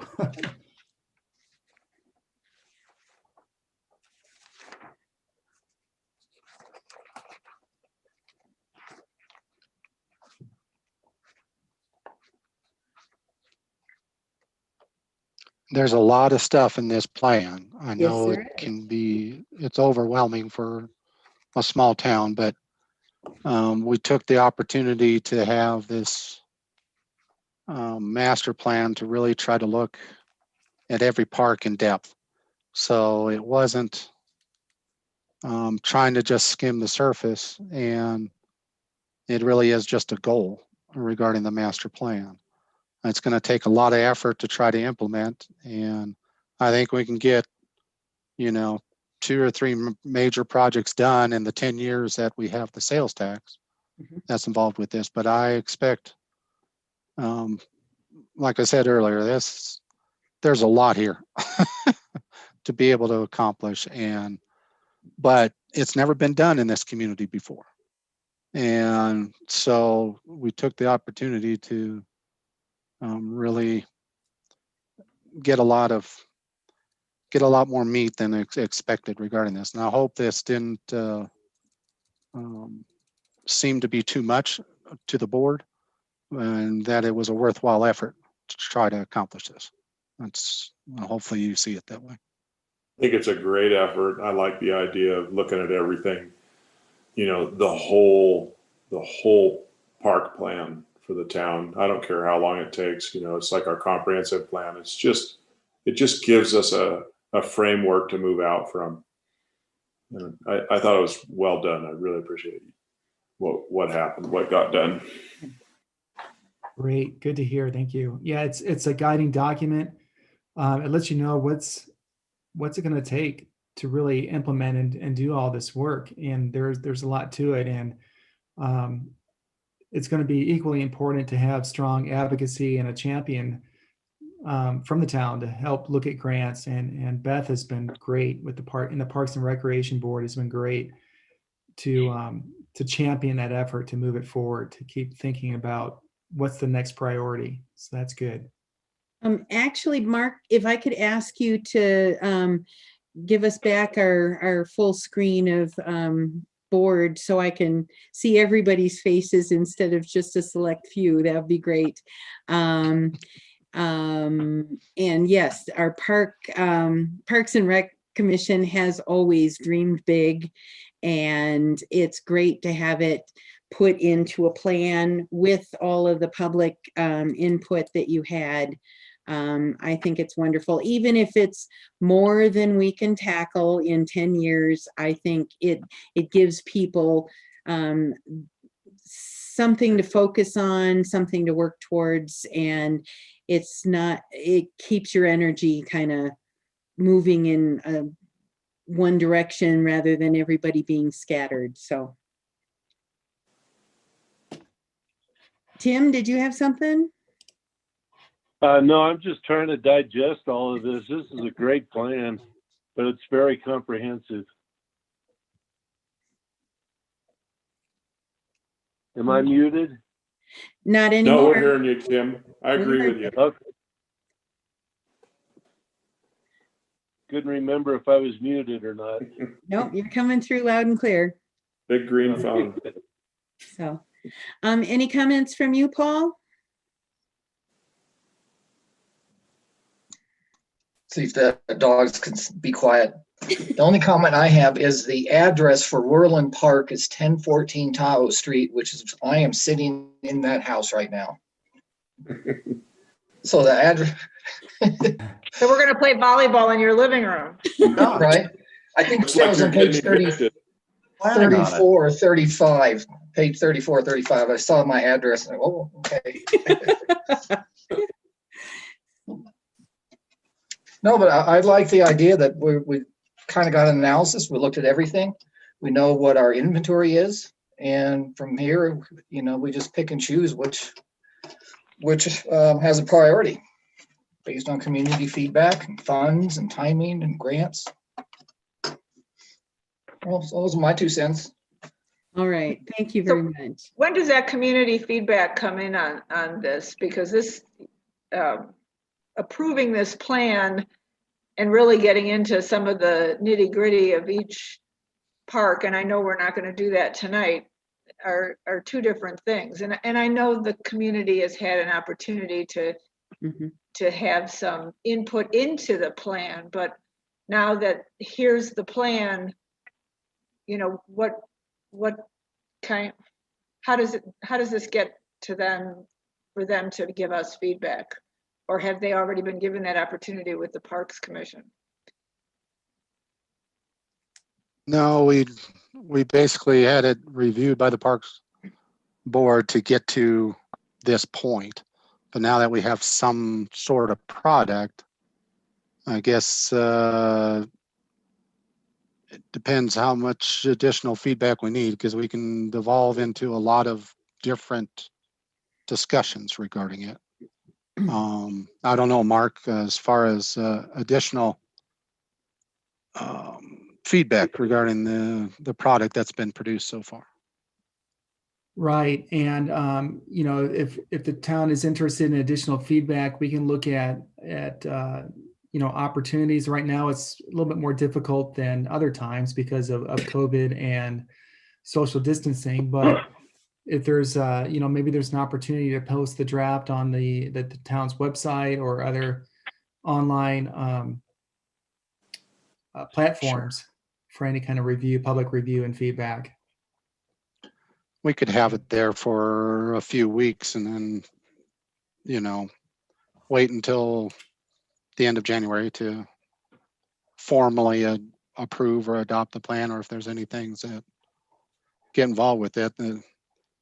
Some things, without being able to have a one-on-one discussion with folks, can become complicated, but it would be good to have the input regarding, okay, this is what started out and this is where we ended up regarding what are the goals for this Parks Master Plan. I'd like to What do you open it think? up and get some of that input before we approve this. Okay. So give our Sure. 1.4K people a chance to respond if they choose, or whatever that figure was. 2014. I know, but it was 1.4 or 1.04. Picky. Yeah, I think it's a lot to digest, and I don't know if there has been enough time. I mean, this is the first time I saw it. And so it would be kind of nice to have the general public be able to have a chance to digest it and give us some feedback. And I just want the public to know that by adopting this, it doesn't mean that we are implementing every detail that's shown here. This is intended to be a guideline. It is intended to focus energies. It's intended to also give us the tools for being able to apply for grants as they become available, which are really important because we obviously don't have the funds ourselves for everything that we've dreamed and put on paper here. So just want to make that really clear as we review it. Keep comments can be kept probably general are the best. So anyhow, that's just my feedback.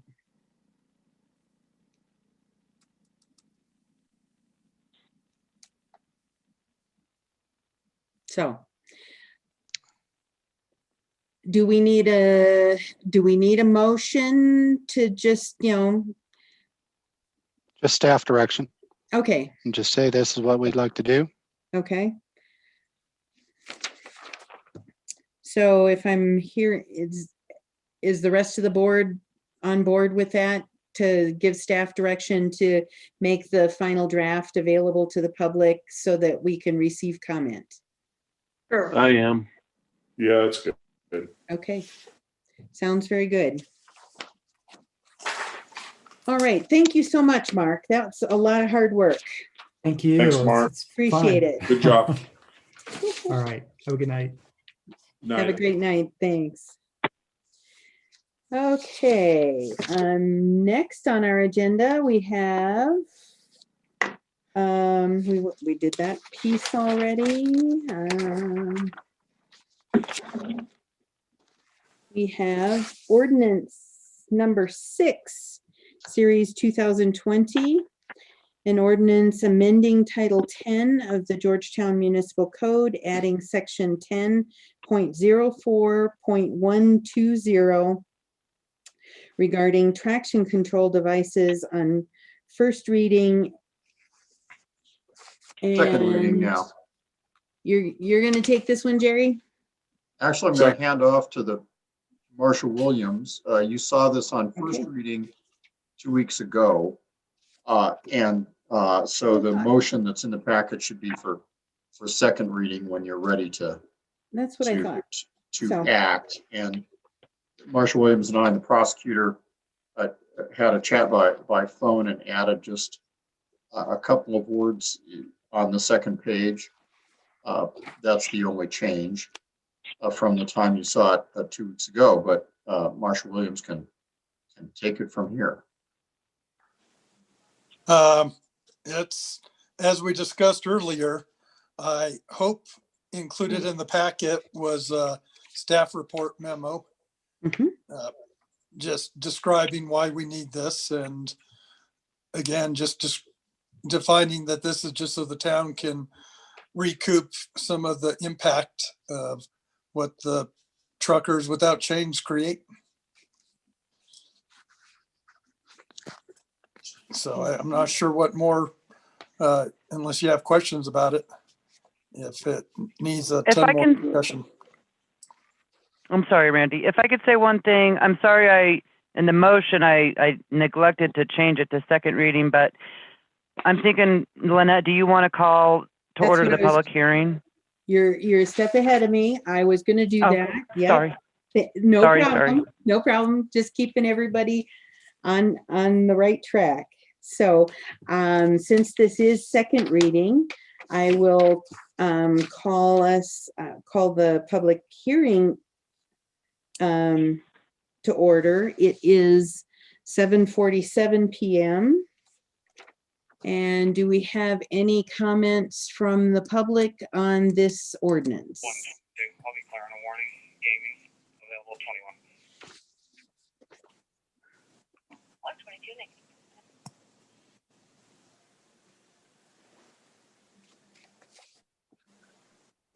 Or people who would like to put something in the chat? I don't see anything coming in.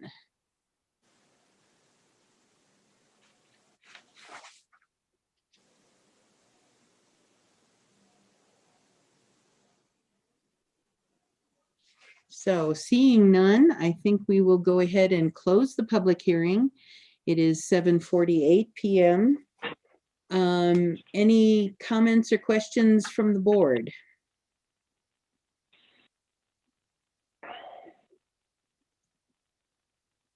Okay. In that case, I believe if we change the word first to second, I believe you could make the motion that's in the packet. I'll make the motion. I move to approve ordinance number 6 and ordinance series 2020 and ordinance amending Title 10 of the Georgetown Municipal Code actions, adding section 10.04.120 regarding traction control devices on the second reading and post at 3 locations on the town website. I'll second. It's been moved and seconded to approve ordinance number 6, series 2020. Any further discussion? All in favor, say aye. Aye. Aye. Any opposed? Motion passes. Okay. That concludes our agenda items. Next we have COVID update, which is standard. So we've gotten, as you've seen in emails, we've gotten some suggestion from business owners, particularly restaurants and bars, that are suggesting that we follow the state and do pass a measure that would allow the bars and restaurants to keep the sales tax revenues that they collect, particularly since they're closed to indoor dining, that hopefully it will assist in their survival. I don't know if how much it will actually amount to. I don't know. I don't know how that kind of a does it need to be an emergency ordinance or a resolution? I'm just not sure the logistics. So I'm gonna open it up, let Jerry tackle the legal aspects of this, and then we'll open it up for other discussion. Fair enough. This has come up for some other clients of mine, and the right procedure is really just a resolution. Doesn't have to be an ordinance. And in fact, if you wish, you could give direction to staff, and we can follow up with a resolution. The sort of legal doctrine involved here is the prohibition in the state constitution from giving aid to private corporations, is basically paying private corporations public money. And of course, sales taxes are public money. You'd be giving to a private corporation without any product coming back to town. And there's a constitutional prohibition generally against that. That's in the Constitution, because of the railroads in the 1800s would tell cities, if you pay us money, we'll run the railroad past your city, and otherwise you die on the vine if you're not on the railroad in 1876. And that's why it's in our Constitution. It's in a number of Western constitutions. But since that time, there has been evolved public purpose exception to that constitutional rule. And the courts have been pretty good about saying, and for example, renewal sales tax incentive agreements that basically give back money so that you can have a business be viable have been recognized as public purposes. But the important thing is to memorialize that in a more formal way than just a motion. And I can do a resolution that recites the public purpose for allowing the retention of sales tax. And so you can do that. The policy issues for you to discuss, and not me, are how long do you want that to go? It's just town sales tax. You obviously can't reimburse state or any other sales tax. That's other taxing jurisdictions. Because the town is a locally imposed state collected, right? Can't jurisdiction. The logistics of that we would need to work out, but my guess is that they would still need to remit sales tax. That goes to the state, it gets paid to the town, and the town would refund it. What I'd be inclined not to suggest, and we can work through those logistics, but okay, stop charging sales tax, town sales tax. That I think would not be right, because number one, they'd have to reprogram their computers to take that tax off. And instead, you want to be able to track what is the actual amount. You want a record of it. The best record, I think, is that they collect the tax, they remit the tax, understanding it's going to come back to them. When the town gets it, it can then refund. And I realize that's work for Kent and for Mary, but I can't think of any way to avoid that. If it were a town locally collected, we might be able to do that, but we're state collected. Mm-hmm. So we can certainly, once the board has given us direction to do this, if it wishes, it'll need to tell us for how long. Potentially, you could say for a month or 2 months, unless unless extended by the board, and kind of take it a month or two at a time. Again, these are kind of policy concerns that the board, I think, ought to start talking about. But we can work out the logistics, but what I'm telling you is two things. One, we need to have a public purpose declaration, which I can provide in a resolution that can happen after you've given us direction. You see it in the next board meeting. Number one. And number two, we'll need to have some kind of time frame, initial time frame that you may well wish to extend. The logistics of getting the money flow is, as I think I've described, but that's something that Kent and I and Randy should sit down and talk about, make sure that's correct. From a policy standpoint, is do you want to do it? Do you want to do it in full?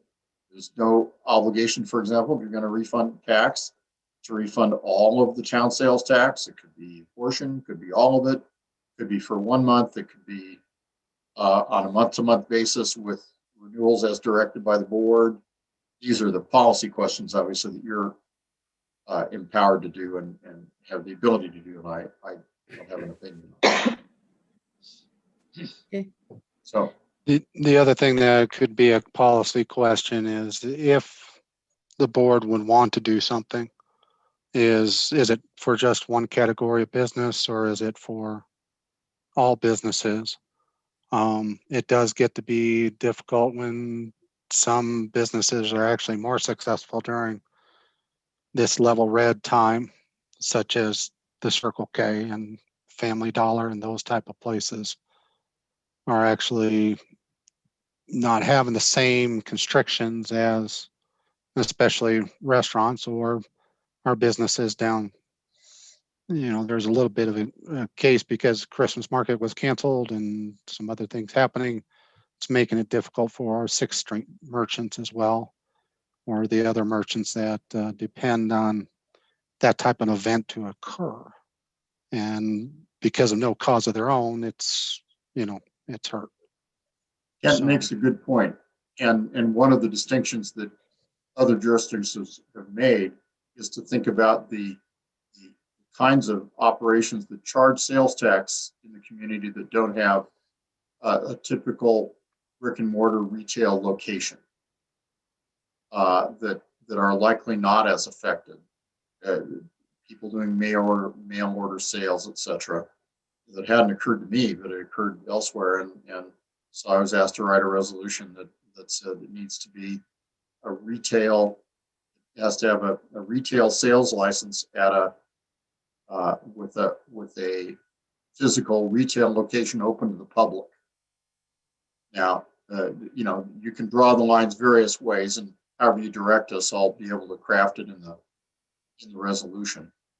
But that's one distinction that others have made.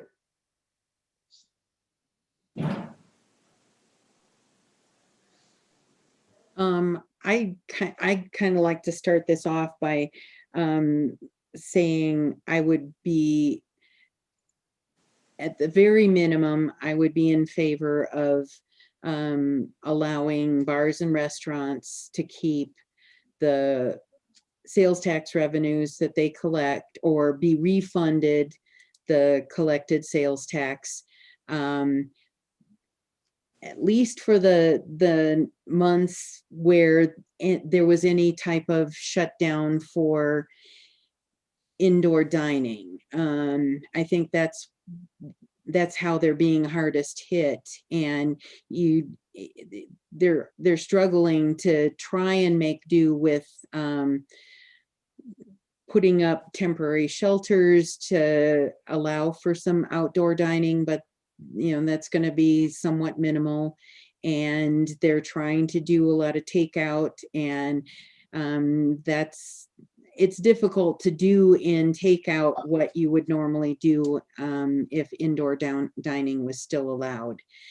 So I kind of like the time frame to go along with our level red distinction to where they're not allowed to have indoor dining.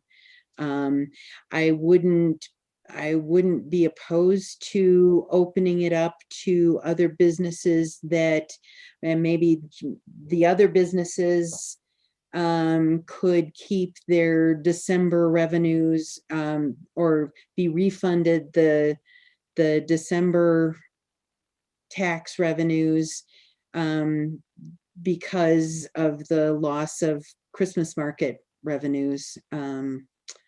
But that's kind of my minimum, what I'd like to work towards.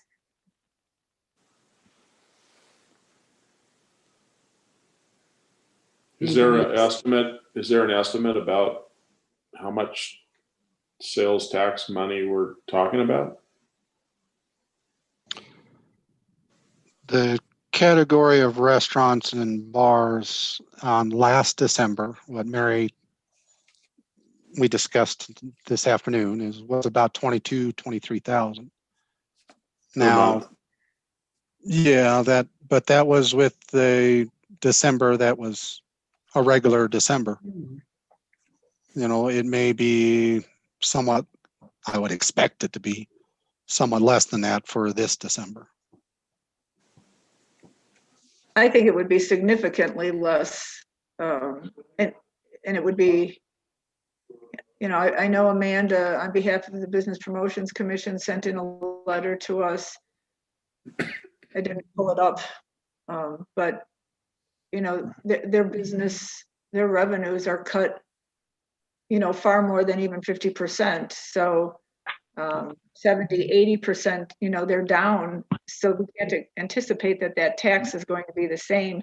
I know the state tax that they're going to receive back is even less than what we could be giving them back, from Georgetown. So we would basically be tripling their $2 in taxes. And I don't mean that in a cruel way, but they're hurting. So I agree. I think we need to look carefully, though, at which businesses we would be giving this to and who is at most impact, without going down each one. Yes, no, I don't want to be in that space. But so let me just ask this real quick. Don't they pay this out? My ignorance, they pay their sales tax, what, at the end of each month? They remit that to the state, or that's what they're supposed to do? I mean, if we crunch numbers between now and our next meeting, would we, or if we had the opportunity to look a little bit closer at our businesses and determine who we feel should fall into this, we're not hurting them at this point because they're still collecting the tax.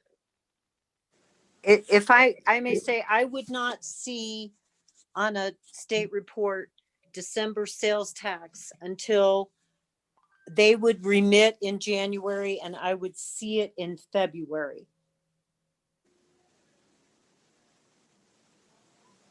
So our next meeting is when? The 22nd, 20th? 22nd is our next meeting. Yeah. Okay. Well, But that would be October's sales tax that I have right now from the state that I got today. I haven't looked at it yet, but so in January I would see November, and February I would see December. I won't even see those numbers till 2 months later. So when they pay now, so when they remit their taxes for December, they remit them by the 20th. I believe it's the 20th of January. Okay. I mean, because we're not going to be looking at this retroactively. We're looking at pretty much or within a few days, if we were looking at the months of December and January, I'd say hypothetically, just to start the conversation. We're not looking back for. I was kind of thinking of looking back to possibly at November, because that's when the shutdown, it started on the 20th. The Thanksgiving holiday thing, yep. Right. Before that. Yeah, okay. I agree with Lynette. I think that November's good. Go ahead and start it when they were really getting crushed. They were losing all their events and stuff. And I don't necessarily need to see the numbers there. I was just curious more what in a typical month. I mean, if we can just use, Amanda just posted that she lost 85%. So that gives us a general feel of what we're talking about. I think I'd like the staff to, go ahead and move forward and have something for us at the December meeting so that we could go ahead and, make that decision so that these guys can figure out if they're going to be crushed or not. Well, I agree. Can we look at some parameters, though, of what businesses we would include, or are we talking about all of them? I like, I agree with it, the restaurants, because they have been the most heavily impacted. I think 6th Street has really had a hit because of Christmas market, but Kent brings up some other businesses that are thriving. Jerry brings up the online piece. So how are we going to tweak all that? That's the information that I would like us to be able to, that I would like to be able to process. How about business like on 6th Street that are really tied to the market, and whatnot? They were getting a lot of revenue from foot traffic and whatnot. That seems like it's relatively easy to see that area is impacted. than restaurants and bars. So I don't know, maybe the businesses could let us know, let the staff know that they're also in that group or something. I guess let me throw something out so I think all of the brick and mortar businesses have been impacted and will be by the lack of Christmas market, because it's not just the downtown. The downtown is the primary goal for, doing the market, but you get people stopping to fill up with gas, and you have people stopping at the market, etc. So it's, if we did, as Jerry suggested, so if we were to open it for the month of December, because December's sales tax revenues are diminished for all of the brick and mortar businesses. And then for bars and restaurants, we could do it for the month, starting in the month of November, when the closure started, and then continuing until the closure lifts. What do you think about that? That's a good thing to look at. What about I kind of maybe, like that. can we consider too, though? I mean, we're talking, we're trying to help our small businesses and our privately owned businesses. And I have a little bit of an issue with some of the gas stations that are owned by mega corporations. And I'm not saying that they're not hurting too, and they are employing our local people. It's a web we have here, but there's so many different, I just don't see that we should do it carte blanche. Okay. And maybe the businesses are providing some information to us that we can weigh. I don't know. I'm not the accountant. I'm sorry. Is there a way to weigh some of these businesses? Like you said, the gas stations appear to be doing pretty darn good with travel and whatnot up, while other ones, are really impacted, like the restaurants and bars. They're just shut down, really. Are we treading on shaky ground if we did businesses? Isn't it like businesses south of 10th Street and north of 10th? Isn't that where it splits on the? That's a divider. Yeah, but the restaurants span. I realize that. So when we're talking all businesses, we would say all businesses south of 10th Street and all bars and restaurants throughout town. I don't know how you craft that, but if you wanted to exclude the large chains, that would probably take care of most, if not all.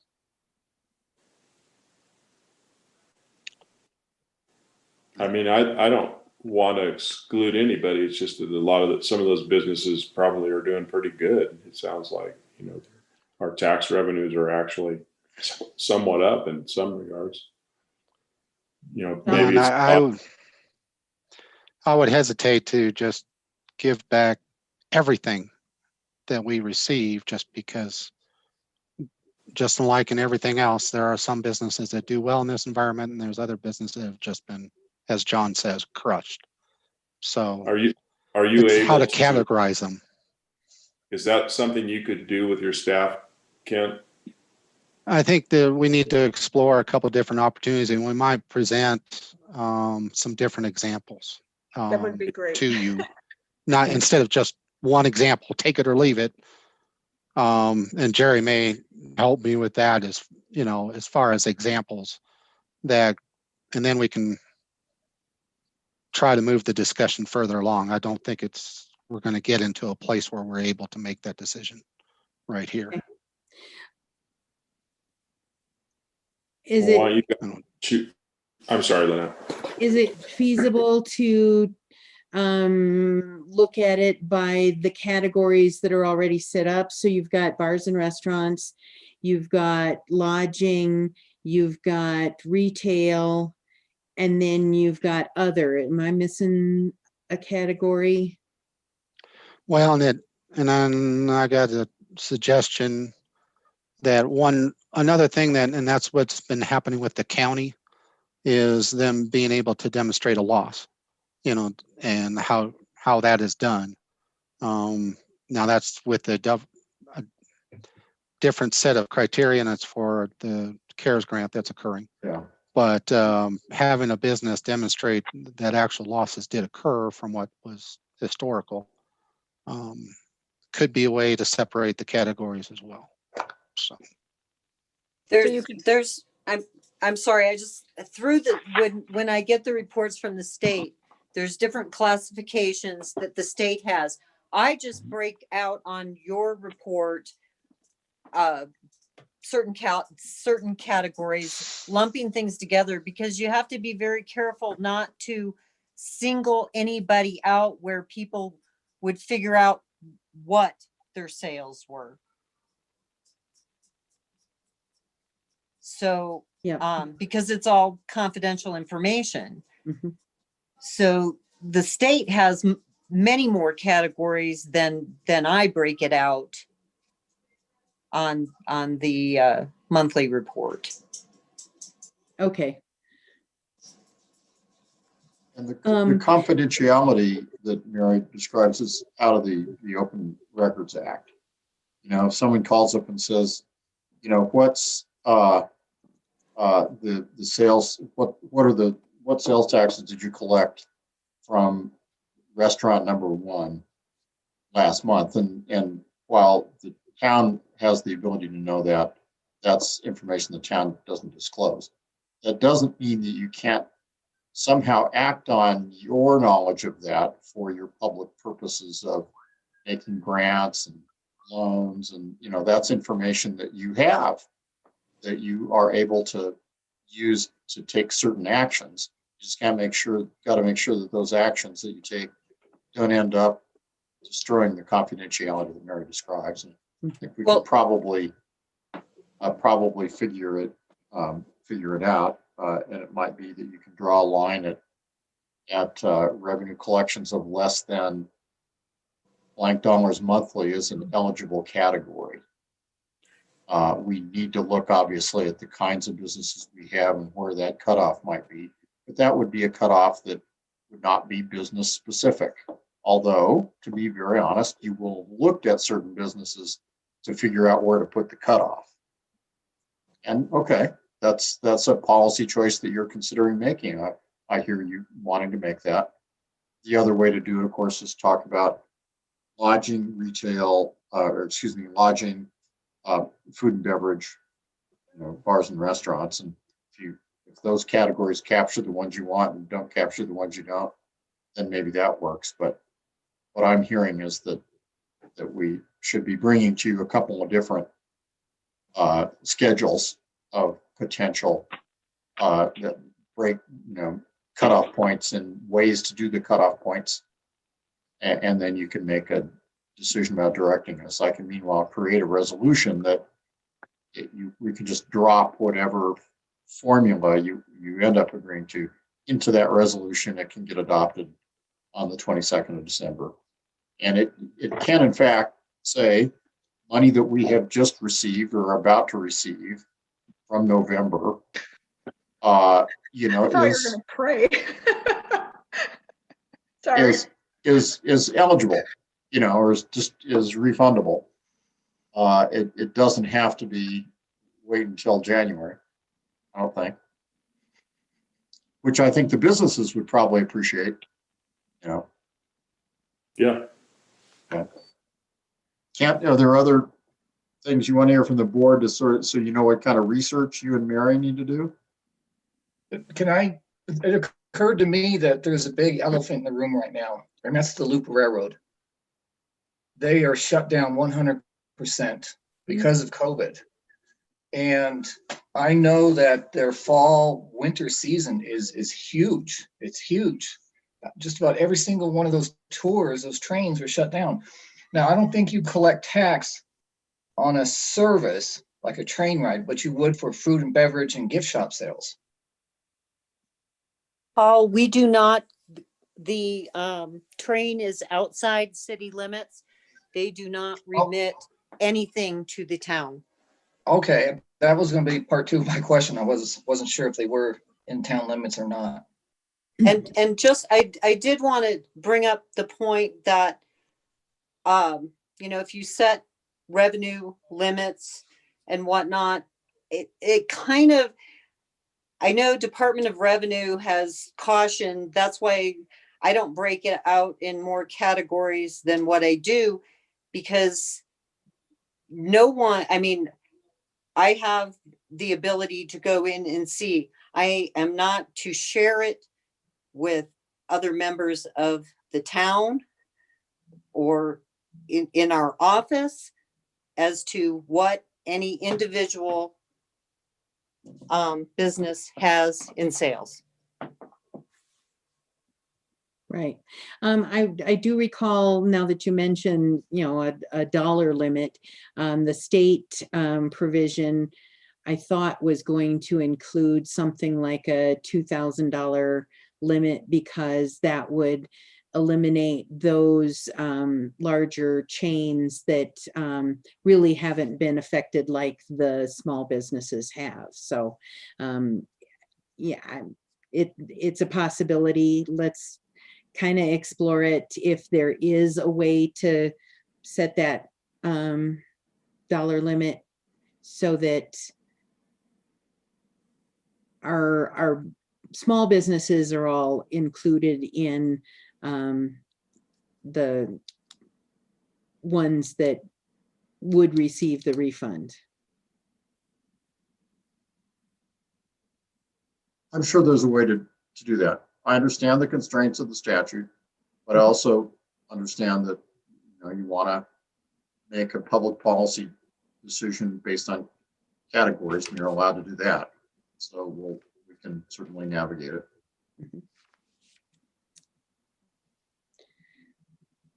Other things, Kent, that we need to hear from the board to be ready to give them information? Oh, I'm sure there are a couple, but I can't think of them right now. So, no. Okay. Thanks so much.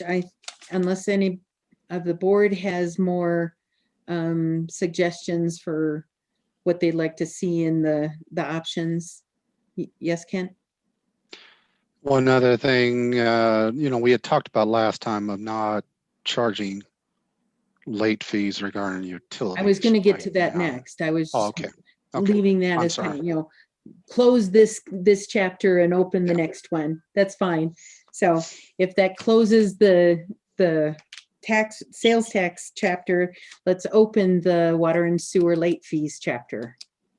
I think we talked about it last time. I'm not sure we actually made a formal motion and gave it a start date. And so just wanted to clarify that everybody was in favor of suspending the late fees on water and sewer bills. And if we could formalize it to go back 1 month, because Mary actually took it as, yes, we want to do that. And she already started doing that. So Good is for everybody Mary. in favor of that? Yay, Mary. I'm in favor of that. Can I tag on one more thing that we had talked about, or at least I had mentioned a few months back? Should we be looking at the water bill in its entirety in respect to at least our restaurants that now have reduced or no occupancy? I mean, isn't their water rate based on how many people they can have inside and usage? And again, I know it's not significant, but it's something. It's based on number of chairs, indoor seating. So, but to go in and change everything for a couple months, Kent and I had a discussion at one time for bars and restaurants, maybe giving them forgiveness on 1 month's water bill. We had done some calculations and I don't, Kent, do you remember how much it was a minimal, it was like $5,000, I think. It was around 5,000, I thought. Yeah. So, I mean, that would be easier to make happen. I mean, just to implement, and then going in, changing all EQRs in the system, and then taking them out, putting them back in, and but for bars and restaurants that were closed to indoor dining, that would be a viable option. I think that's a great offering. I mean, they're obviously not using what they're in business to do. And again, it's True. Probably not gonna make or break them, but it certainly would help. Yeah. So, Yeah, I like the idea of giving them a holiday on, however it balances out. I'm good with that. I mean, I don't know how, if you'd have to formally do it by resolution and spell out who would actually qualify. It doesn't really affect retail stores because their EQRs are not, the larger stores, of course, like Family Dollar, yes, those are higher, but again, it goes back to the sales tax discussion. But just spelled out who would qualify and would they have to apply for it, or do we just go in there? But I don't want to miss anybody, because Seems to me bars and restaurants. I think it's just that category. Yeah, well, the list that I had put together, I mean, it was to the best of my knowledge. Now, hopefully I wasn't forgetting anybody, and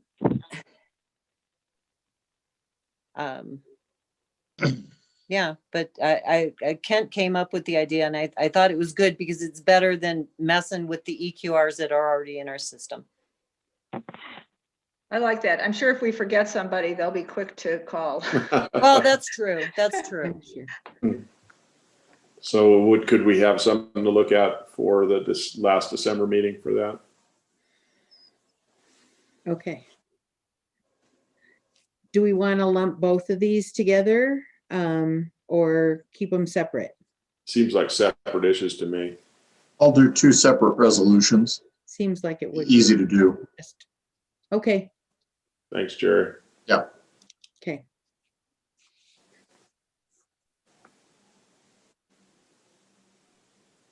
I've got one more up my sleeve when you're ready. Oh, Mary. Hey, I feel like Grinch because Christmas market was shut down. So Did you want to stay all night? Did you want to stay all night? Hey, I'm making up for you, buddy. This will be quick. And I'm not talking about waiving. I'm talking about leniency.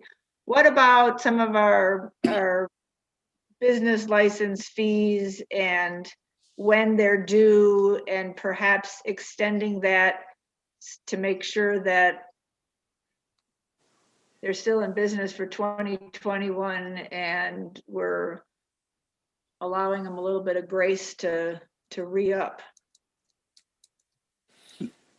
Jennifer and I actually discussed that idea and whether How do you like I think me? they're due by yeah, it's because of that suggestion, but they're due by the end of January, and it'd be easy enough to make it due by the end of the first quarter.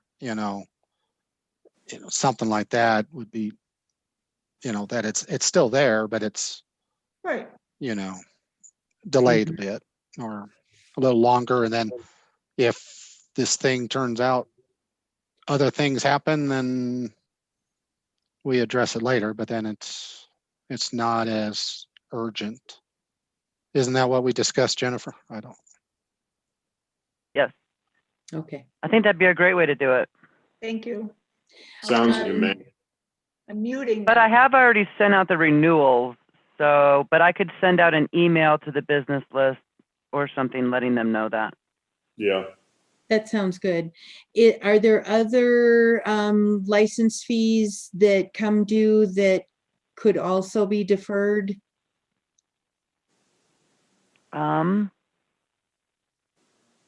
I mean, right now it's just the short-term rentals and the business licenses. Okay. So. Okay.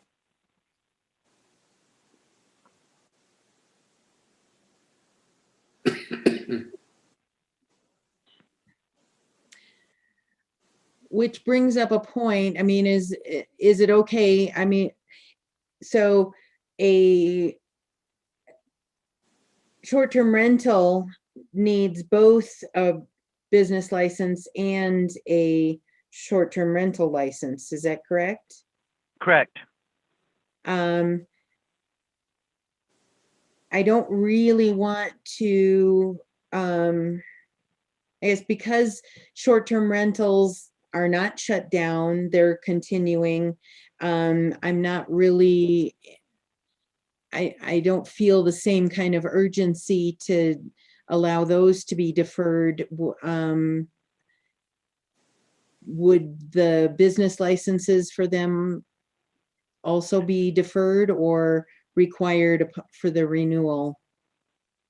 I mean, it would make it easier if they are required, because that's going to be harder to track if they're paying two separate If it was up to times. me, I would just have them do it all at once.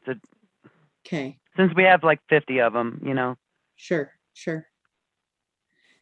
And it makes sense for them to pay both of them at the same time. Yeah, I mean, if you guys wanted to, well, we're going to extend the deadline of when they're going to be paid anyway, since we're going through the amendments. So maybe we could extend that out a bit to help them. I don't know, like to, you know. Because we Just have an the idea. moratorium on anything on that. Well, when the people call and are asking what's going on, I'm just saying that we're going to know after the December 22nd meeting, and then that we're not going to, that their licenses are still valid. They don't have to worry about that or anything, but, and then we'll have them due by, I mean, depending on how the public hearing and second reading goes, I couldn't really say specifically. But that we would be in touch. And I did email, I have a short-term rental email list, and I did send them out the version of the ordinance that's going to be for second reading, so that they could give comments and kind of explain to them what's going on, and just trying to stay in touch with them. Sure.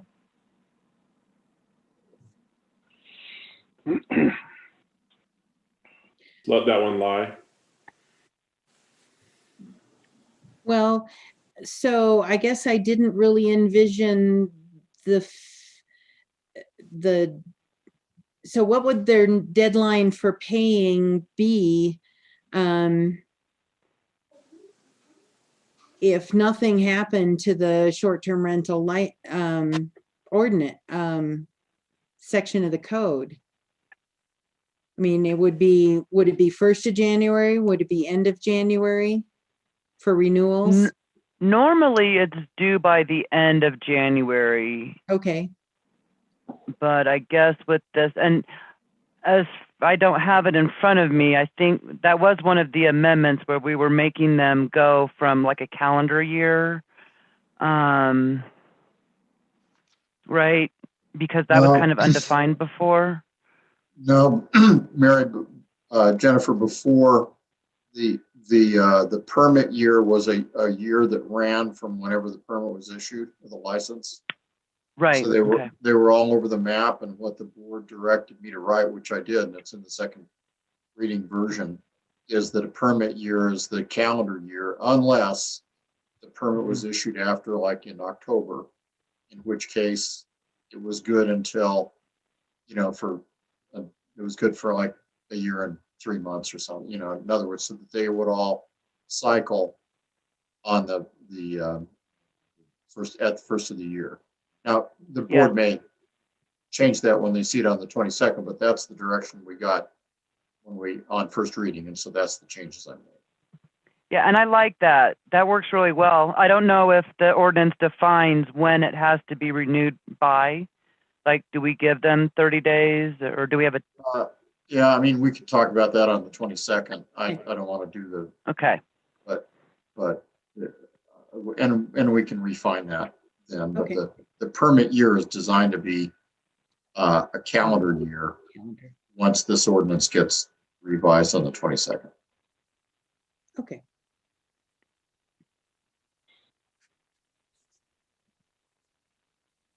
What I'm hearing is to bring 2 resolutions to the board, one on sales tax, one on late fees for the utility late fee, and lastly, just kind of a directive to the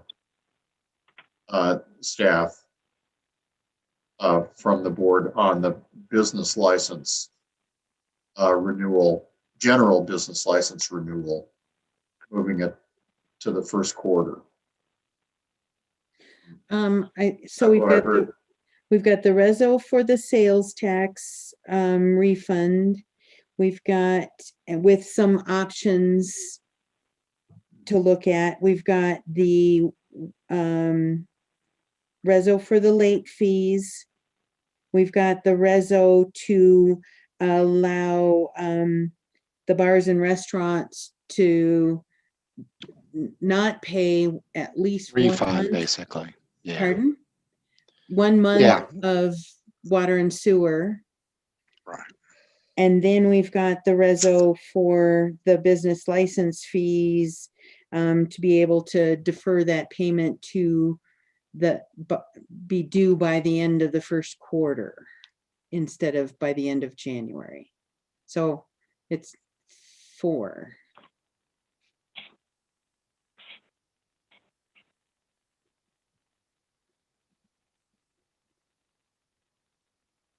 Wait a minute. I heard 3 resos. Is there, what was the 4th one? You said the late fees, the bars and restaurant, 1 month of water sewer, and then the business license fees at the end of the quarter would be due. Right. And the very first one was the sales tax relief with sort of different scenarios to look at for who's relieved for what period of time. Okay, thank you. Mm-hmm.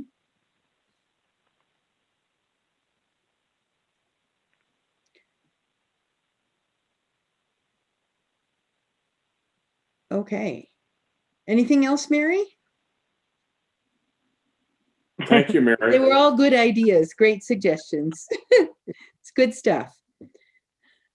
Yeah, and one point I was going to bring up that you brought up, Kent, that it's been kind of eaten at me because there are some businesses that are not eligible for the CARES Act business support grants because they can't demonstrate a loss because they weren't even in business a year before. So they haven't been able to qualify for those CARES Act business support grants. I really don't, I mean, I'm having trouble figuring out which of our small businesses hasn't impacted. I mean, if you look at the sales tax reports, you're seeing usually a decline in the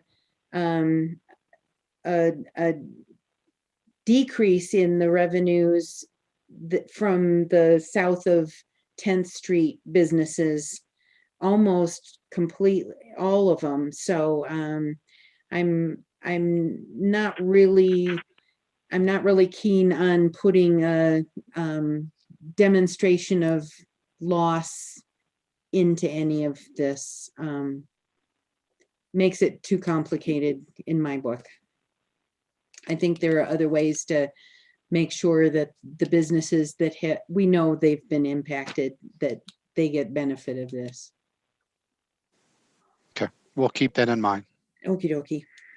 Lynette, Yes. can I ask you about the individual grant cycle that's going on through the CARES? Okay. Because that, like, is that deadline like next week? It's not absolutely firm. So if people should continue to apply, because I think so our meeting won't happen until Thursday, so I won't really have an update. But what I was hearing from Alyssa was that that's kind of the deadline that's been put out there is to encourage early application, but I think they'll continue to take applications particularly if there's funds still available, because we can't keep any of this to distribute after the end of the year. It all has to be distributed before the end of the year. So if people would please apply as early as they can, but if there's a need and they don't get their application in until after that deadline, I think it's still okay to send it in. And if there's funds available, I think the committee is going to try and make sure that they get full review and get funded if it's eligible. The basic parameters for that, for the individual assistance, is obviously if you can demonstrate that you've had difficulty or been laid off or some other things with that, and it can go towards rent assistance, mortgage assistance, utility bills, or childcare, or and there's some other things as well that are eligible. And it is a reimbursement, isn't it correct, Lynette, as far as the individual grant? So I believe so. But sent out, Jennifer has included that information in the weekly email, and trying to get that, and that's why Jennifer's bringing it up now as well. So it's part of this meeting to try to get it out to the community that it's available. Yep. And to look into it. It's not that hard to apply for it. So. Yeah. Thanks, Jennifer, for bringing it up. Yeah, thank you. Mm-hmm. Anything else that needs to be mentioned tonight?